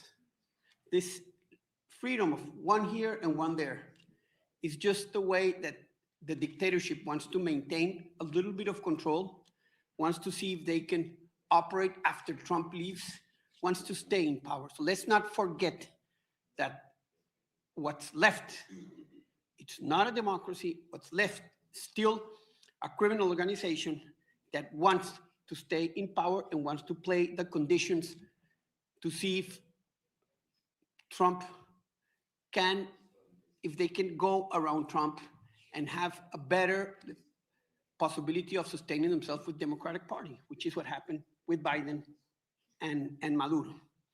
This operation of extraction, which eliminated this lie that we all knew it was a lie, but that a lot of the media thinks it's true, that the Cubans do not operate in Venezuela, just took the cover out of it. And I have no doubt that if the operation in Venezuela is successful, and by successful is that we finally have a democracy. And it's going to take time. I know it's going to be difficult, but we need to not lose our focus on that. The main objective is Cuba. Because if we eliminate the threat from Venezuela, we do not eliminate the threat from Cuba, we have done nothing. We have just opened the door for the Cubans to operate in a different way somewhere else and keep their scenario of being the most destabilizing country in the region that has learned how to do things better, that has changed its operation. This is where I'm going to talk about Cuba and Colombia, and it's a huge threat because it uses drugs as an element of this political warfare. It uses narratives that they're very well at expanding, and it certainly uses its alliances with China, with Russia, with Iran, as elements that they can put forward to destabilize the region. Colombia. When the revolution arrives in the island, they create a narrative that had a huge impact in Latin America. That impact went into the universities, and behind that narrative was the hand of Cuba. And that's how the ELN in Colombia was born. The hand of Cuba was behind the creation of the ELN, an urban guerrilla or terrorist organization, very much ingrained within the universities. And that cooperation lasts until today. So it's 1964 when the ELN was started. They started being trained in Cuba, armed in Cuba. Cuba became the scenario of rest, of having, if they had to be cured or had to go to the hospital, that's where they went. And that's what they did, basically, until the fall of the Berlin Wall. And they did it with the Sandinistas, and they did it with the FMLN, and they did it with the MIR, and they did it with the MRTA in Peru, and they did it with the Montoneros in Argentina, and they did it with the Tupamaros in Uruguay, and obviously they did it with all the groups in Colombia. FARC, ELN was their main, let's put it this way, their main experience in how to do it with the M19 and with the EPL. As a matter of fact, in 1968, when there was a purge inside the ELN, and they killed two of their most popular leaders, Víctor Manuel Medina Morón and Julio César Cortés, two of the biggest students of leadership in the university, but had gone into these terrorist organizations. There was a backfire. And the ELN decided to kill the leaders who had ordered this purge, the Vázquez Castaño brothers. Guess where they ended up dying and living for the rest of their lives? Cuba. Manuel Vázquez Castaño and Fabio Vázquez Castaño ended up in Cuba and died in Cuba. That just took away the imagination that, oh no, we're just we only send doctors to Latin America. In the early 80s, well, let me go a little bit back. In 1974, Alfonso López goes into power, a center-left liberal presidential candidate. He opens relationship with Cuba. And at that point in time, the ELN was very weak. The military had them surrounded. And instead of eliminating them, he said to the military, let them go. We still have them there. Was that a relationship between Cuba? He was very pro-Cuban, by the way, that allowed them to be free. What was a reality is that Cuba was training another terrorist group, the M19. And in 1981, President Turbay cut relationships with Cuba because all the evidence about the training, arming, curing sustaining movement, etc., of the M19 in Cuba was proven. By the way, I went to the house of the Cuban ambassador then, the guy that was mentioned here that is under indictment, Ravel. And that house, a few years later, was bought by Miguel Rodriguez Orejuela, one of the biggest drug dealers of Colombia. Is that casual? Is that part of how they started working in the drug business? That hasn't been investigated, but someday it will. After this process of showing what the ELN was doing or Cuba was doing with the different groups, terrorist groups of Latin America and in Colombia, the Berlin Wall goes down and the operation changes. It changes absolutely, but it has the same objective: stabilize, disrupt, and use all types of mechanisms to have influence and see how they can unsettle democracies in the region. Right after they lost the money from the Russians, so they now couldn't help all those illegal groups as much as they could. And that's when the photo of Sao Paulo is created, 1991, with Lula and with many of the actors that today we see. A few years later, Chavez goes into power and they found, again, financing for their project. Not only the oil for them to be sustained, but also a base where they could operate with two very big allies that later, or three very big allies that were later uncovered: Russia, China, and Iran. And obviously with Iran, Hezbollah. So this new operation that starts in Venezuela changes the way they started doing disruption in the region. They start financing leftist organizations, radicalizing them. I remember when I was vice president of Colombia, President Uribe telling Chavez, stop financing the radical groups and the extreme left in Colombia, personally. I said, okay, I'll stop, which he didn't. You have to remember that in the documents that you were talking about of Raúl Reyes that we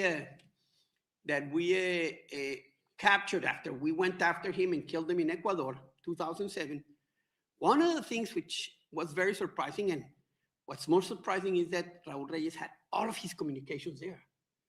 They weren't encrypted. You know, he always thought that nothing was going to happen to him, so all that information is there. Chavez had promised the FARC to give them $300 million, and they were waiting for that money to come in. Obviously, the ELN started having power in Venezuela, having bases in Venezuela. Between 2002 and 2010, we denounced it many times. The FARC had presence and bases in Venezuela. As a matter of fact, we went after some of the leaders and got some of the leaders in Venezuela. And I remember when President Uribe very clearly said, Castro Chavismo is a reality. All of the left was laughing about it. And now it's a reality. But why? Because they were buying everybody. When we were in power during those 8 years, we were practically the only country that was putting a spotlight on Venezuela and saying, watch out for what's happening there. Look at what's happening there. Look at what's coming. The Brazilians were making a lot of money. The Argentinians were making a lot of money. Everybody was making money out of Venezuela, and they didn't pay attention. And this is how the consolidation of this autocracy, criminal autocracy or dictatorship, with the complicity of a lot of Latin American nations and a lot of Latin American leaders, became a reality.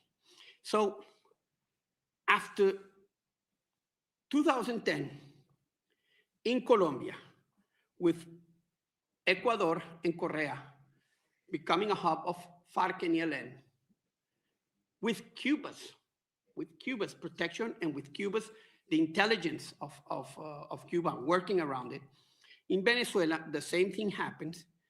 And it was so much so that I'll give you an anecdote.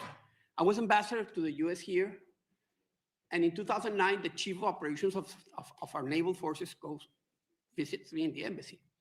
And we start talking, and he tells me, look, we can't move.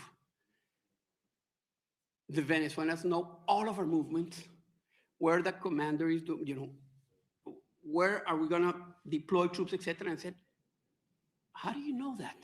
And said, because the crisis in Venezuela, with $5,000, you can buy a general that will give you all the information. They gave us all the information. And what they're doing is Russian and Cuban intelligence are working very closely with Venezuelan intelligence, are giving them all the information. And so that's how they operated. So this whole new development of how they were working, of this destabilization, goes from not only supporting those terrorist organizations, but also going after mobilizing and creating more potential in groups and financing what they call social explosions. It happened in Chile. And guess where most of the information from social networks came from? Europe and Venezuela.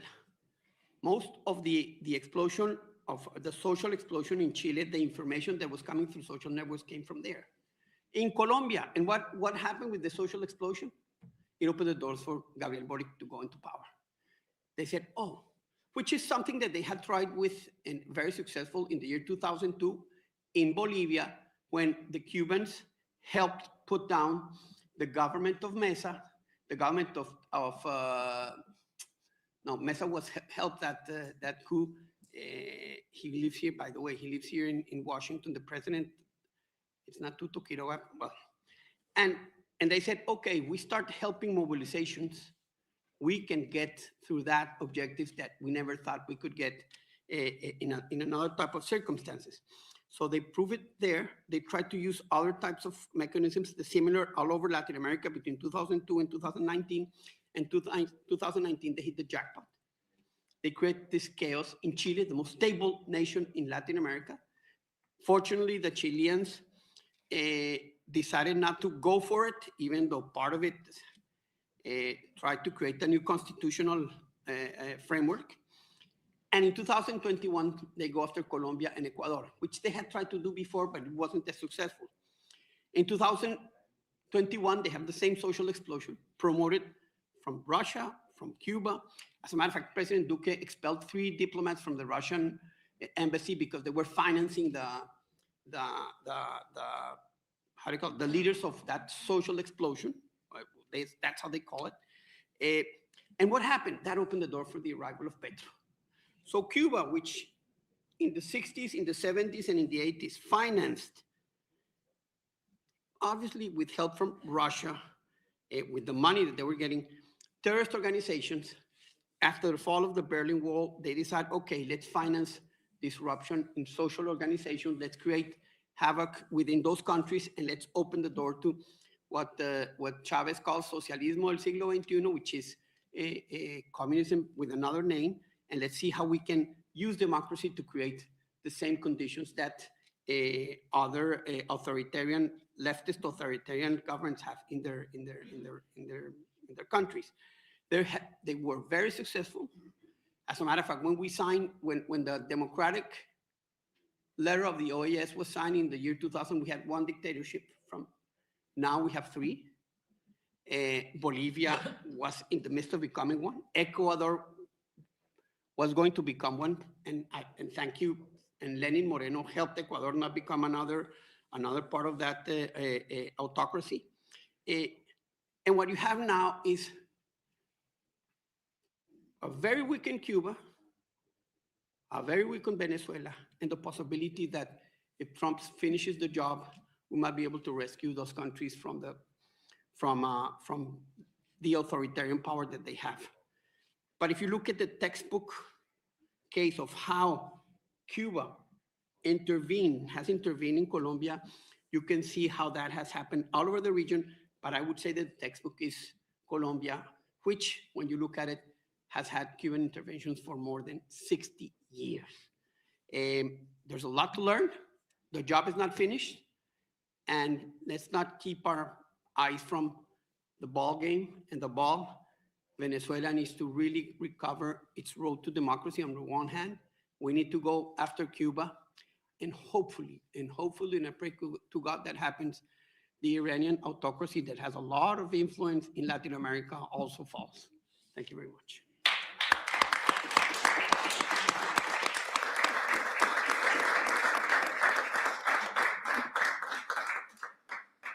Okay, thank you, Mr. Vice President. I have a quick second round of questions. So I'm going to ask you just to be very short in your answers.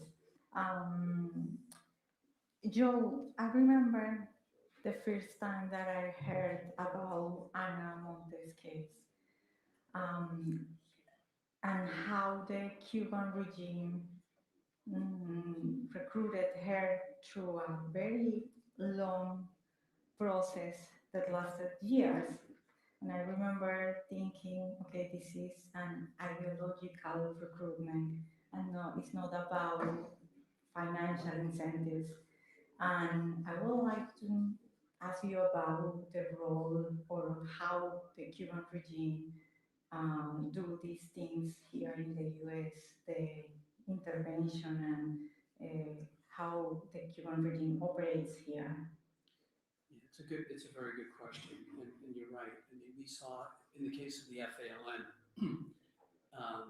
they were true believers. They believed in the Marxist cause, and to the extent that when William Morales blew himself up in his bomb factory and lost 9 of his fingers and 1 of his eyes, when the firemen and authorities got to the apartment where the explosion went, his fingers some of his fingers were stuck in the ceiling. He was bleeding profusely, yet he had his documents, he was tearing them up, and he had turned on the gas in the apartment to turn it into a bomb. So this man had 1 thumb to his name and was so dedicated to his cause that he was willing to blow himself up to kill more of the authorities.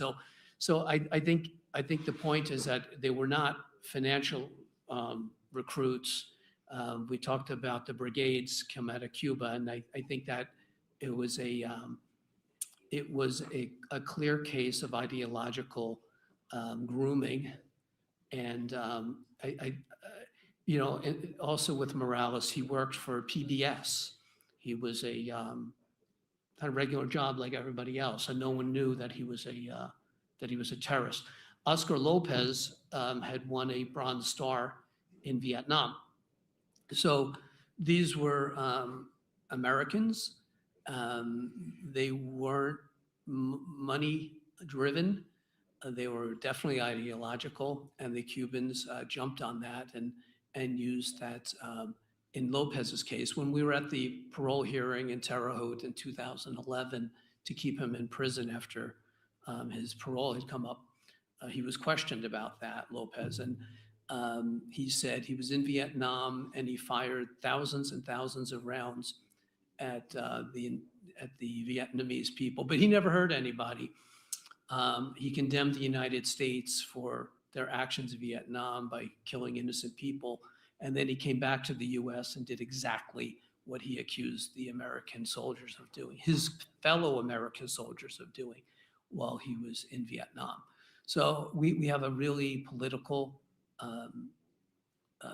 bent to these people's lives and their motivations, and the Cubans definitely seized on that.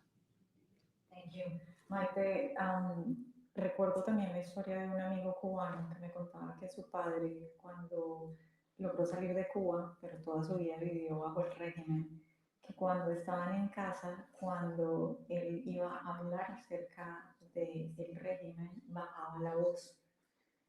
Y alguna vez él se percató de eso y le preguntó que por qué bajaba la voz al hablar del régimen. Y el padre le dijo, porque estoy acostumbrado que durante toda mi vida en Cuba, si iba a decir algo del régimen, fuera bueno o lo que sea, tenía que bajar la voz porque me podían, ¿cómo se dice? Como entregar al régimen, alguien podía contar lo que yo estaba diciendo. Entonces, esa marca psicológica, y tú hablabas ahora de cómo ustedes trabajan con psicólogos, Un poco, si nos pudieras de manera rápida dar una mirada sobre el trabajo psicológico que hacen los regímenes y los terroristas con este tipo de cosas que aunque el papá de mi amigo de pronto no fue una víctima directa, tenía tanto el trauma que años después seguía haciendo lo mismo. Sí, al final las secuelas psicológicas se quedan de por vida. Entonces, las víctimas del terrorismo, pues muchas veces sentimos mucho miedo. Tenemos cuidado a la hora de hablar qué decimos, ¿no? Tenemos cuidado. Yo todavía en algunas reuniones que tengo con víctimas del terrorismo, que quedamos a lo mejor en una cafetería, en un sitio, si pertenecen a fuerzas y cuerpos de seguridad del Estado que han sido víctimas del terrorismo, tienen que estar siempre de frente a las entradas y salidas del sitio donde estamos, para tener como vigilado y controlado todo. O sea, ese miedo te queda de ir muchas veces mirando para atrás. Hay muchos policías españoles y guardias civiles españoles que todavía, como a muchos de ellos se les asesinaba poniéndoles bombas, lapa, o sea, debajo del coche, que se activaban algunas veces cuando daban al contacto con la llave o otras veces cuando hacían un movimiento brusco, un frenazo. Entonces, todavía quedan esas víctimas que muchas veces al dar al contacto del coche todavía se asustan, ¿no? Ellos lo que hacían era, antes de montarse todos en el coche, cada día le tocaba a uno montarse en el coche, entonces daba el contacto. Si no saltaba por los aires, aceleraba y frenaba, y si no pasaba nada, entonces ya se montaban los demás en el coche. Ese miedo te queda de por vida, el miedo de estar vigilando a ver si alguien te está viendo, te está oyendo. Generalmente nos pone muy nerviosos las multitudes, ¿no? Al final, tú creces en un ambiente, crees que estás protegido por todo y te das cuenta de pronto que no, que en cualquier momento acaban contigo. Entonces, esas secuelas son de por vida. Yo siempre digo que los terroristas, los delitos de los terroristas prescriben, pero la condición de víctima del terrorismo, por desgracia, no prescribe nunca. Moriremos siendo víctimas del terrorismo. Matías, rápidamente, hace poco alguien acá en DC, que obviamente no estoy de acuerdo con esa apreciación, pero me parece que es un comentario que he escuchado ya varias veces, me dijo, Cuba ya es como un cadáver político, no deberían prestarle tanta atención. Para esa gente que cree que de pronto Cuba ya no tiene tanta influencia, rápidamente, en modo de conclusión, ¿qué les dirías? Déjame que primero diga una cosa. Me ha dicho Rosa María Payá que su intervención aquí ha sido como directora de la Fundación para la Democracia Panamericana y no como comisionada, ¿vale? O sea, que es esa... me parece una pregunta buenísima porque creo que el gran error estratégico que hemos cometido durante muchísimos años es minusvalorar el poder de Cuba y la capacidad de influencia que Cuba ha tenido en nuestras democracias, ¿no? Cuba, lo decía Rosa María, ¿no? Esto que es la cabeza del pulpo, pero no por su capacidad económica, no por su capacidad militar, sino por su capacidad de inteligencia. Los cubanos han sabido desarrollar y penetrar nuestras democracias poniéndonos en serio riesgo. Y yo creo que uno de los grandes riesgos que tiene las distintas democracias occidentales es precisamente Cuba. Antes, en gran parte de la intervención, la he dedicado a hablar de ETA, pero la he dedicado a hablar de las conexiones entre ETA y Cuba. Esto significa que la gran amenaza que España ha tenido durante sus 50 años de democracia tiene acento cubano.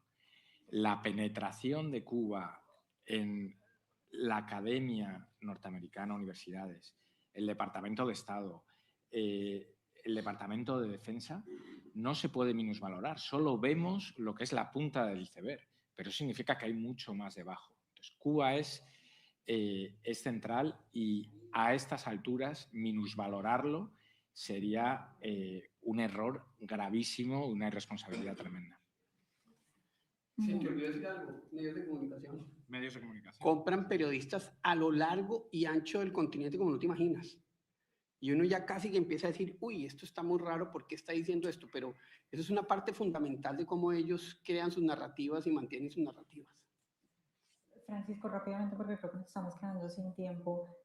Usted fue embajador de Colombia acá en Estados Unidos y un poco a la pregunta que le hacía antes a Joe, ¿cuál es su apreciación sobre la intervención de Cuba acá en este país? Porque yo creo que muchos, cuando yo les cuento, por ejemplo, el caso de Ana Montes, al que hacía referencia yo, que le pregunté, muchos se asombran de cómo Estados Unidos puede tener esas debilidades. La democracia siempre tiene esas debilidades.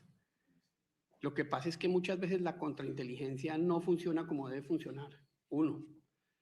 2.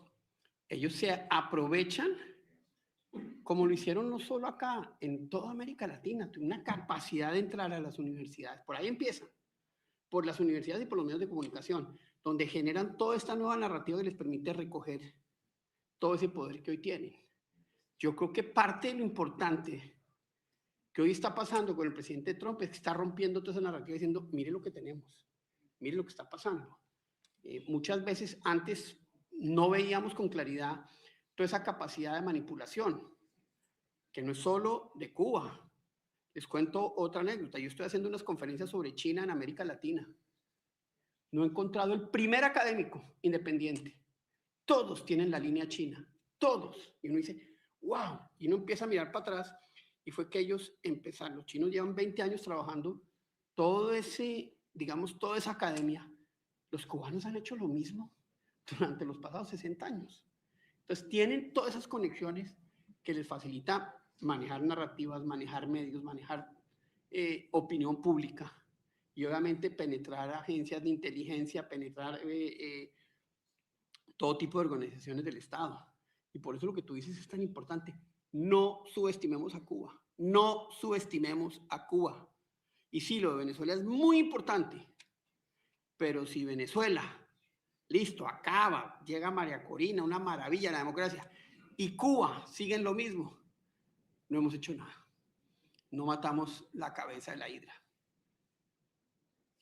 Okay, thank you all for being here and thank you all for sharing your story.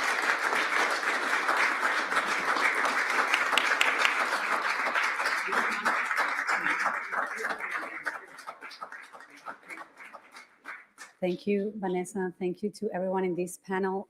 Now for closing remarks, I want to introduce Jorge Martín Frias. He's a European parliamentarian, and he will be giving some remarks. And afterwards, Senadora María Fernanda Cabal from Colombia. She's also going to be doing some keynotes. And afterwards, there's food on that side, but let's first hear from our parliamentarians and congressmen. Yep.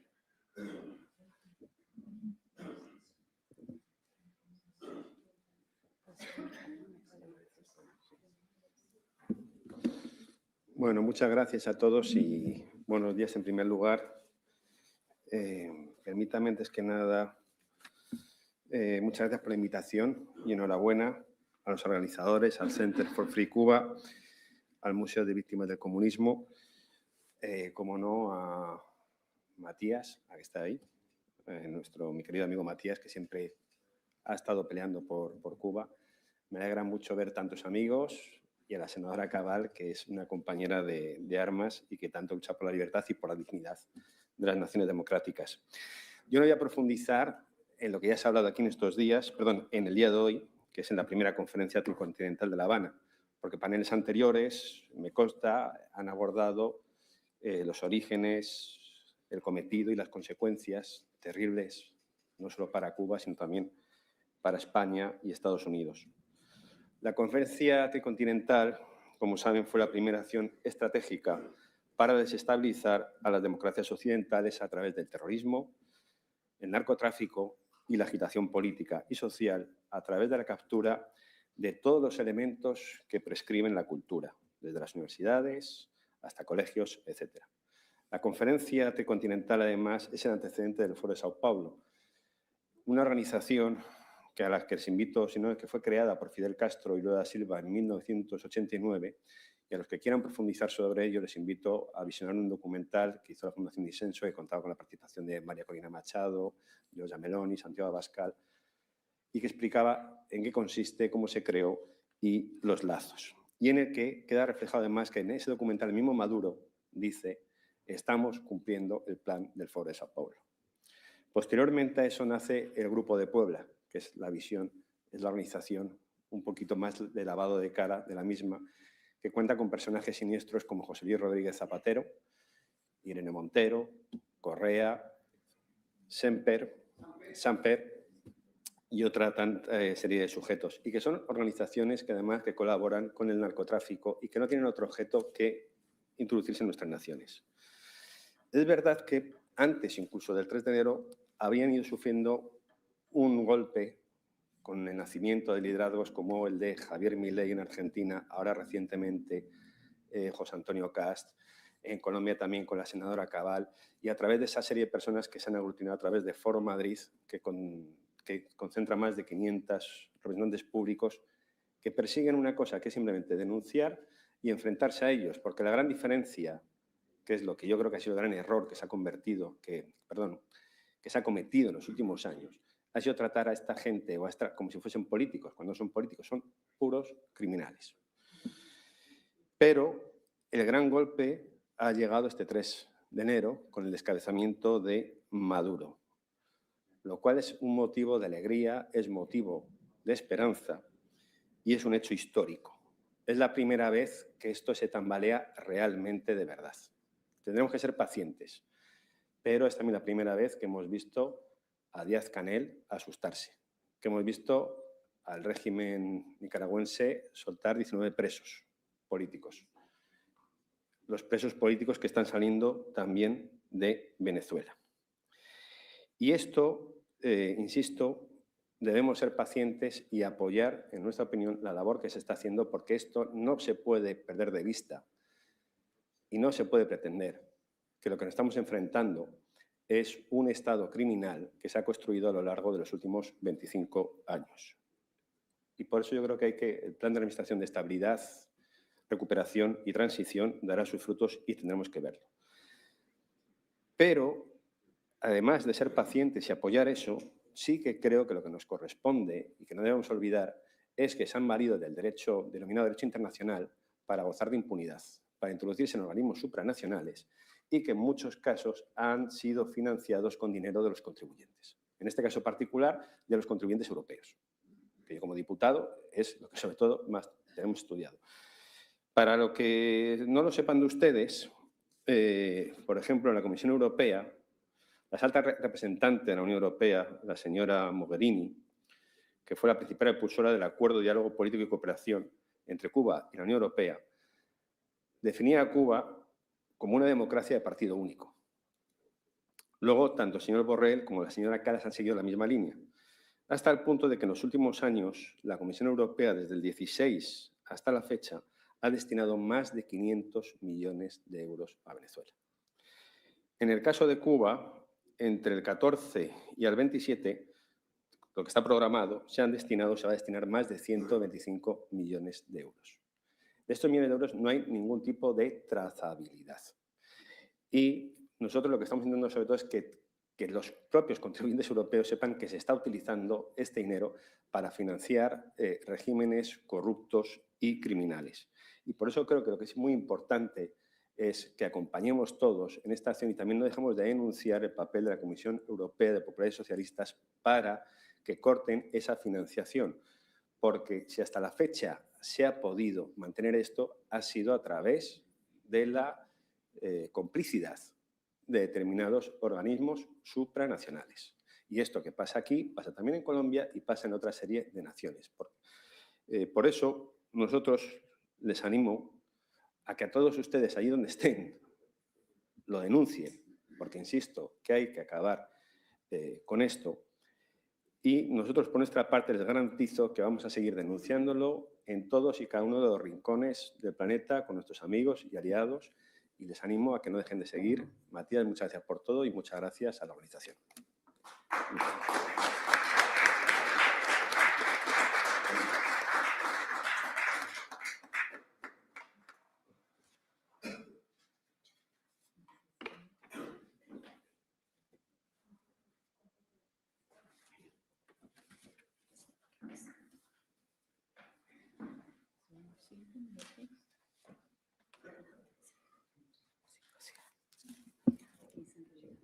Ah, magnífico. Bueno, muchas gracias.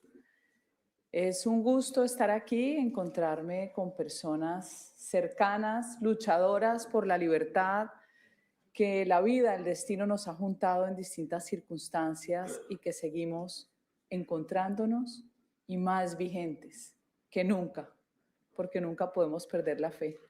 Gracias a Matías Jove, gracias a Eric Peterson y a todos los amigos que están aquí. El 24 y 25 de enero, Gustavo Petro está convocando a la Organización Internacional Progresista en Bogotá. Necesitan reunirse de urgencia porque hay que empezar a construir la contranarrativa. Hay que empezar con todos sus aliados, locales y extranjeros, a crear esa red para poder desfigurar la realidad. Su objetivo, Donald Trump. Su objetivo, mover las elecciones parlamentarias aquí. Y ahí es demasiado importante mirar quiénes son los financiadores. Financiadores que están hoy expuestos y otros ocultos. Pero hablemos de esas redes y hablemos de por qué nos han ganado los espacios, si esto es el bien y el mal, y ellos son el mal.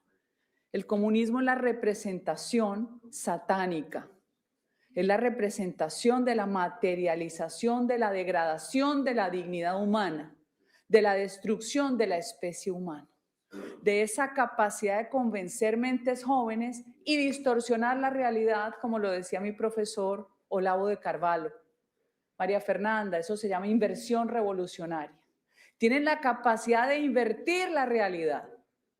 A los militares que hacen una operación militar legítima, los judicializan porque terminan convirtiendo a los victimarios en víctima y a las víctimas en victimario.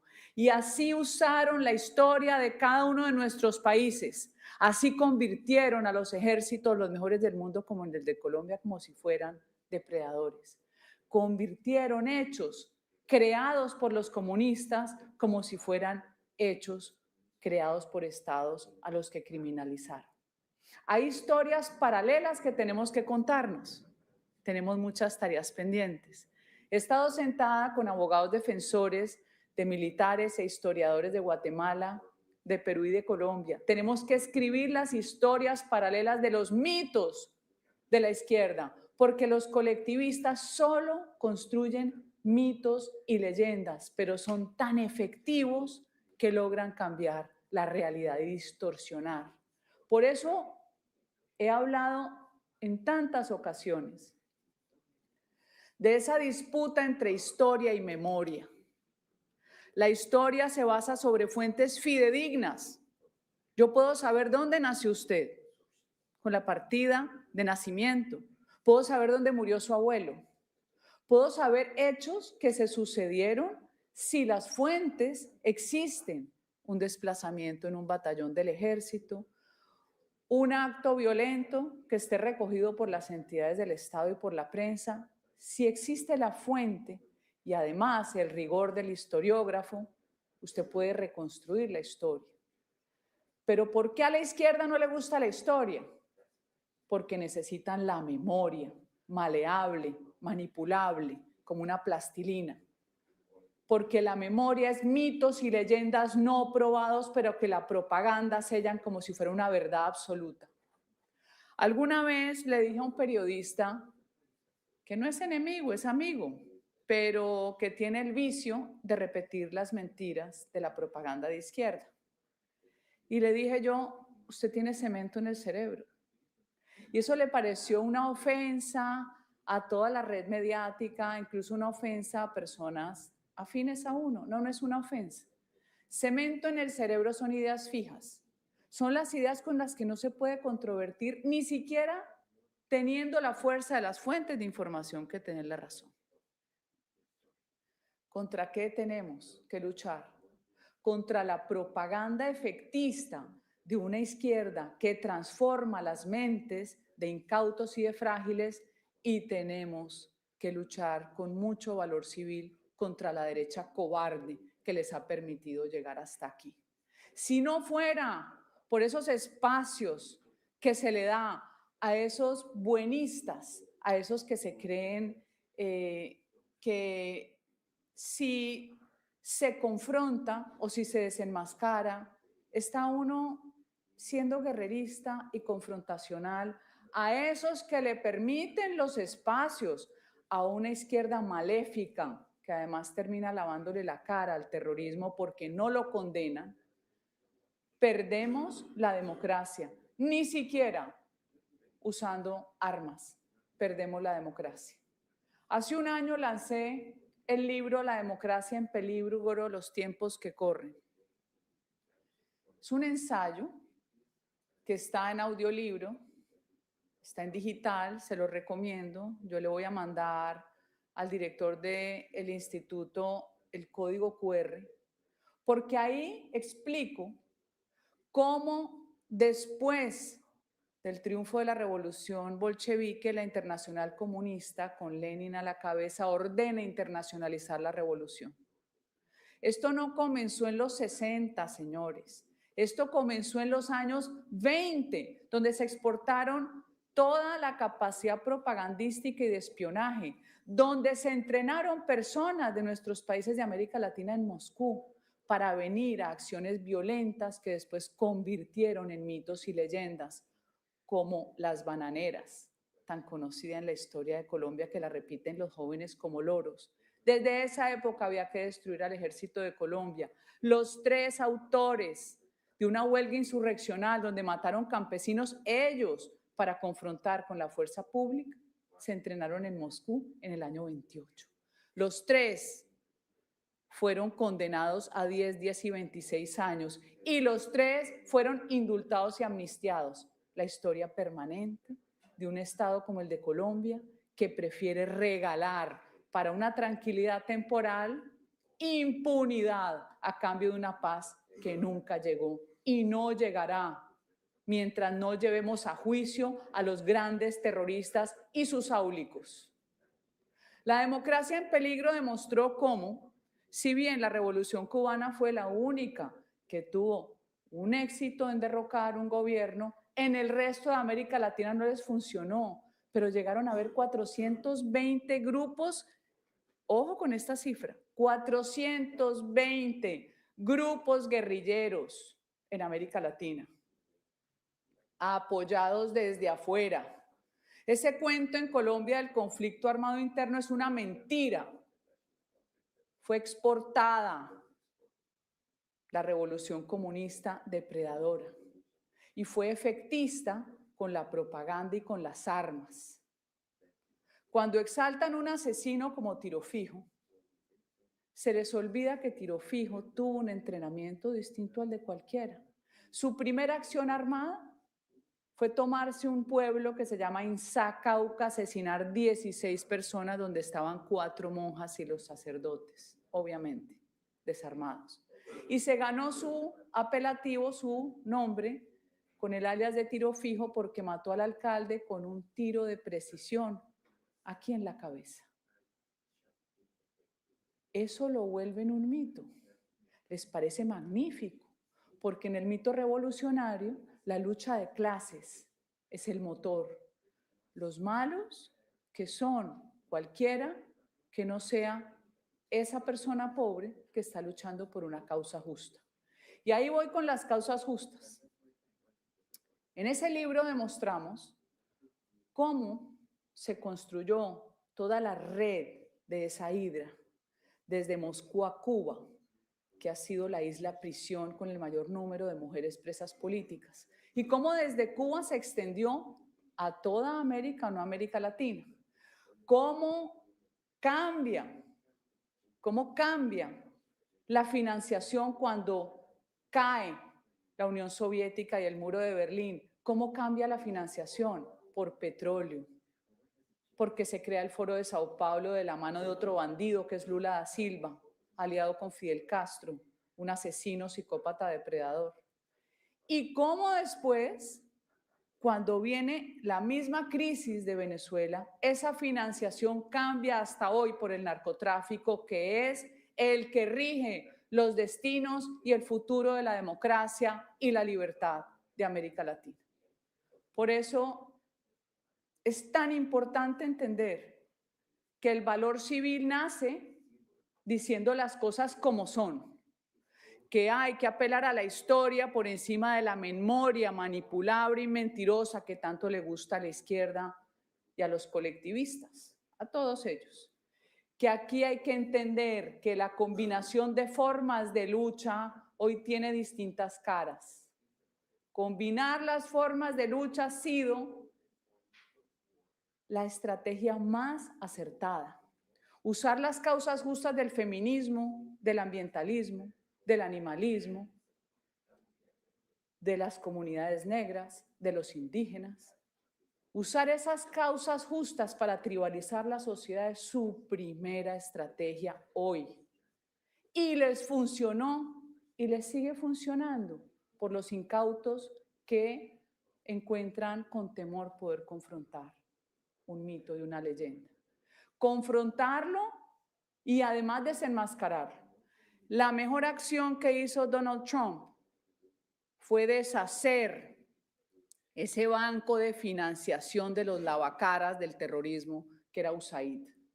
USAID se usó en contra de la misma sociedad estadounidense. USAID planteaba cuáles eran las líneas de acción para someter a los países que necesitaban esos recursos. USAID tenía, entre otras financiadas, 52 ONGs en el hoy departamento con su región más violenta de Colombia, que es el Catatumbo, donde Petro tuvo la genial idea de hacer una zona binacional económica, pero para traquetear, como decimos en Colombia, para traficar coca, para traficar armas, para traficar personas y para reclutar niños. 52 ONGs en el Catatumbo es una vergüenza y así están regados por todo Colombia. Pero si nos vamos atrás al origen y a los años 60, desde esa época, y vámonos un poquito más para atrás, mi querido parlamentario Jorge Martín Frías, eurodiputado español, desde la Guerra Civil Española del 36, desde esa época existieron las famosas brigadas de paz, todavía existen en los territorios. Existen y llegan con financiación internacional, europea sobre todo, y financiación americana para que no haya ningún proyecto de desarrollo en regiones donde los bandidos tienen el control territorial. ¿Y de dónde viene la teología de la liberación tan conocida? De los sacerdotes del País Vasco francés que se llamaban los sacerdotes obreros. Llegan al País Vasco español y desde allí nos exportan unas células cancerígenas asesinas, como era el cura Manuel Pérez y otros matones, disfrazados de evangelio, disfrazados usando los salmos de la Biblia. Todo eso nos ha tocado vivirlo. Y yo hoy le agradezco a Dios, soy más optimista que muchos, que llegó a la presidencia de Estados Unidos un presidente que entendió el valor del republicanismo, el valor de la libertad y que tiene una condición esencial para ser presidente de un país, la determinación, la no duda, con el mejor gabinete que ha tenido alrededor. No pensando en que el gabinete si hay un gordo, un bajito, un enano, uno de otra raza o un gay. Nada de esas locuras progres. Usted contrata a los mejores porque los mejores le van a resolver la vida. Hoy Trump ha hecho lo que no hizo ningún país y ningún mentiroso y ningún centro de pensamiento ni ninguna ONG. Hoy se rasgan las vestiduras porque no saben cómo convertir a Maduro en apóstol. Les va a quedar muy difícil, entre otras. Pero no nos podemos descuidar, porque el mal está ahí. Se extrajo a Maduro y a la bandida de la Cilia, que creo que era peor que él. Hay que seguir una transición que no va a ser fácil porque el Cartel de los Soles es una empresa criminal transnacional, como lo dijo Maybord. Y esa empresa criminal tiene patas en Colombia porque Petro quiere que el sistema siga con él o en cuerpo ajeno. ¿Lo vamos a permitir? ¿Vamos a quedar inferiores frente a la historia y a los cientos de miles de muertos de los comunistas? Yo estoy denunciada penalmente por el Partido Comunista porque me quieren obligar a cambiar una versión que tengo yo del conocimiento de la historia. Pero eso no importa. Lo que importa hoy es que Trump cambió la geopolítica mundial, gústeles o no, que hoy es el presidente más importante de todo. ¿Cómo le duele eso a los europeos mamertos, no? Parlamento Europeo con la señora von der Leyen, y usted hablaba de la Mogherini, se le olvidó decir que está investigada por robo de dineros. Todos terminan atrapados en esa hidra, en esa red socialista corrompida, porque ser comunista o socialista, porque el origen es ese, es ser copartícipe de la corrupción y termina siendo aliado de las actividades violentas y criminales que produce una ideología que mata el espíritu, que niega a Dios y que además niega lo más importante, que es que Dios nos hizo libres. Gracias.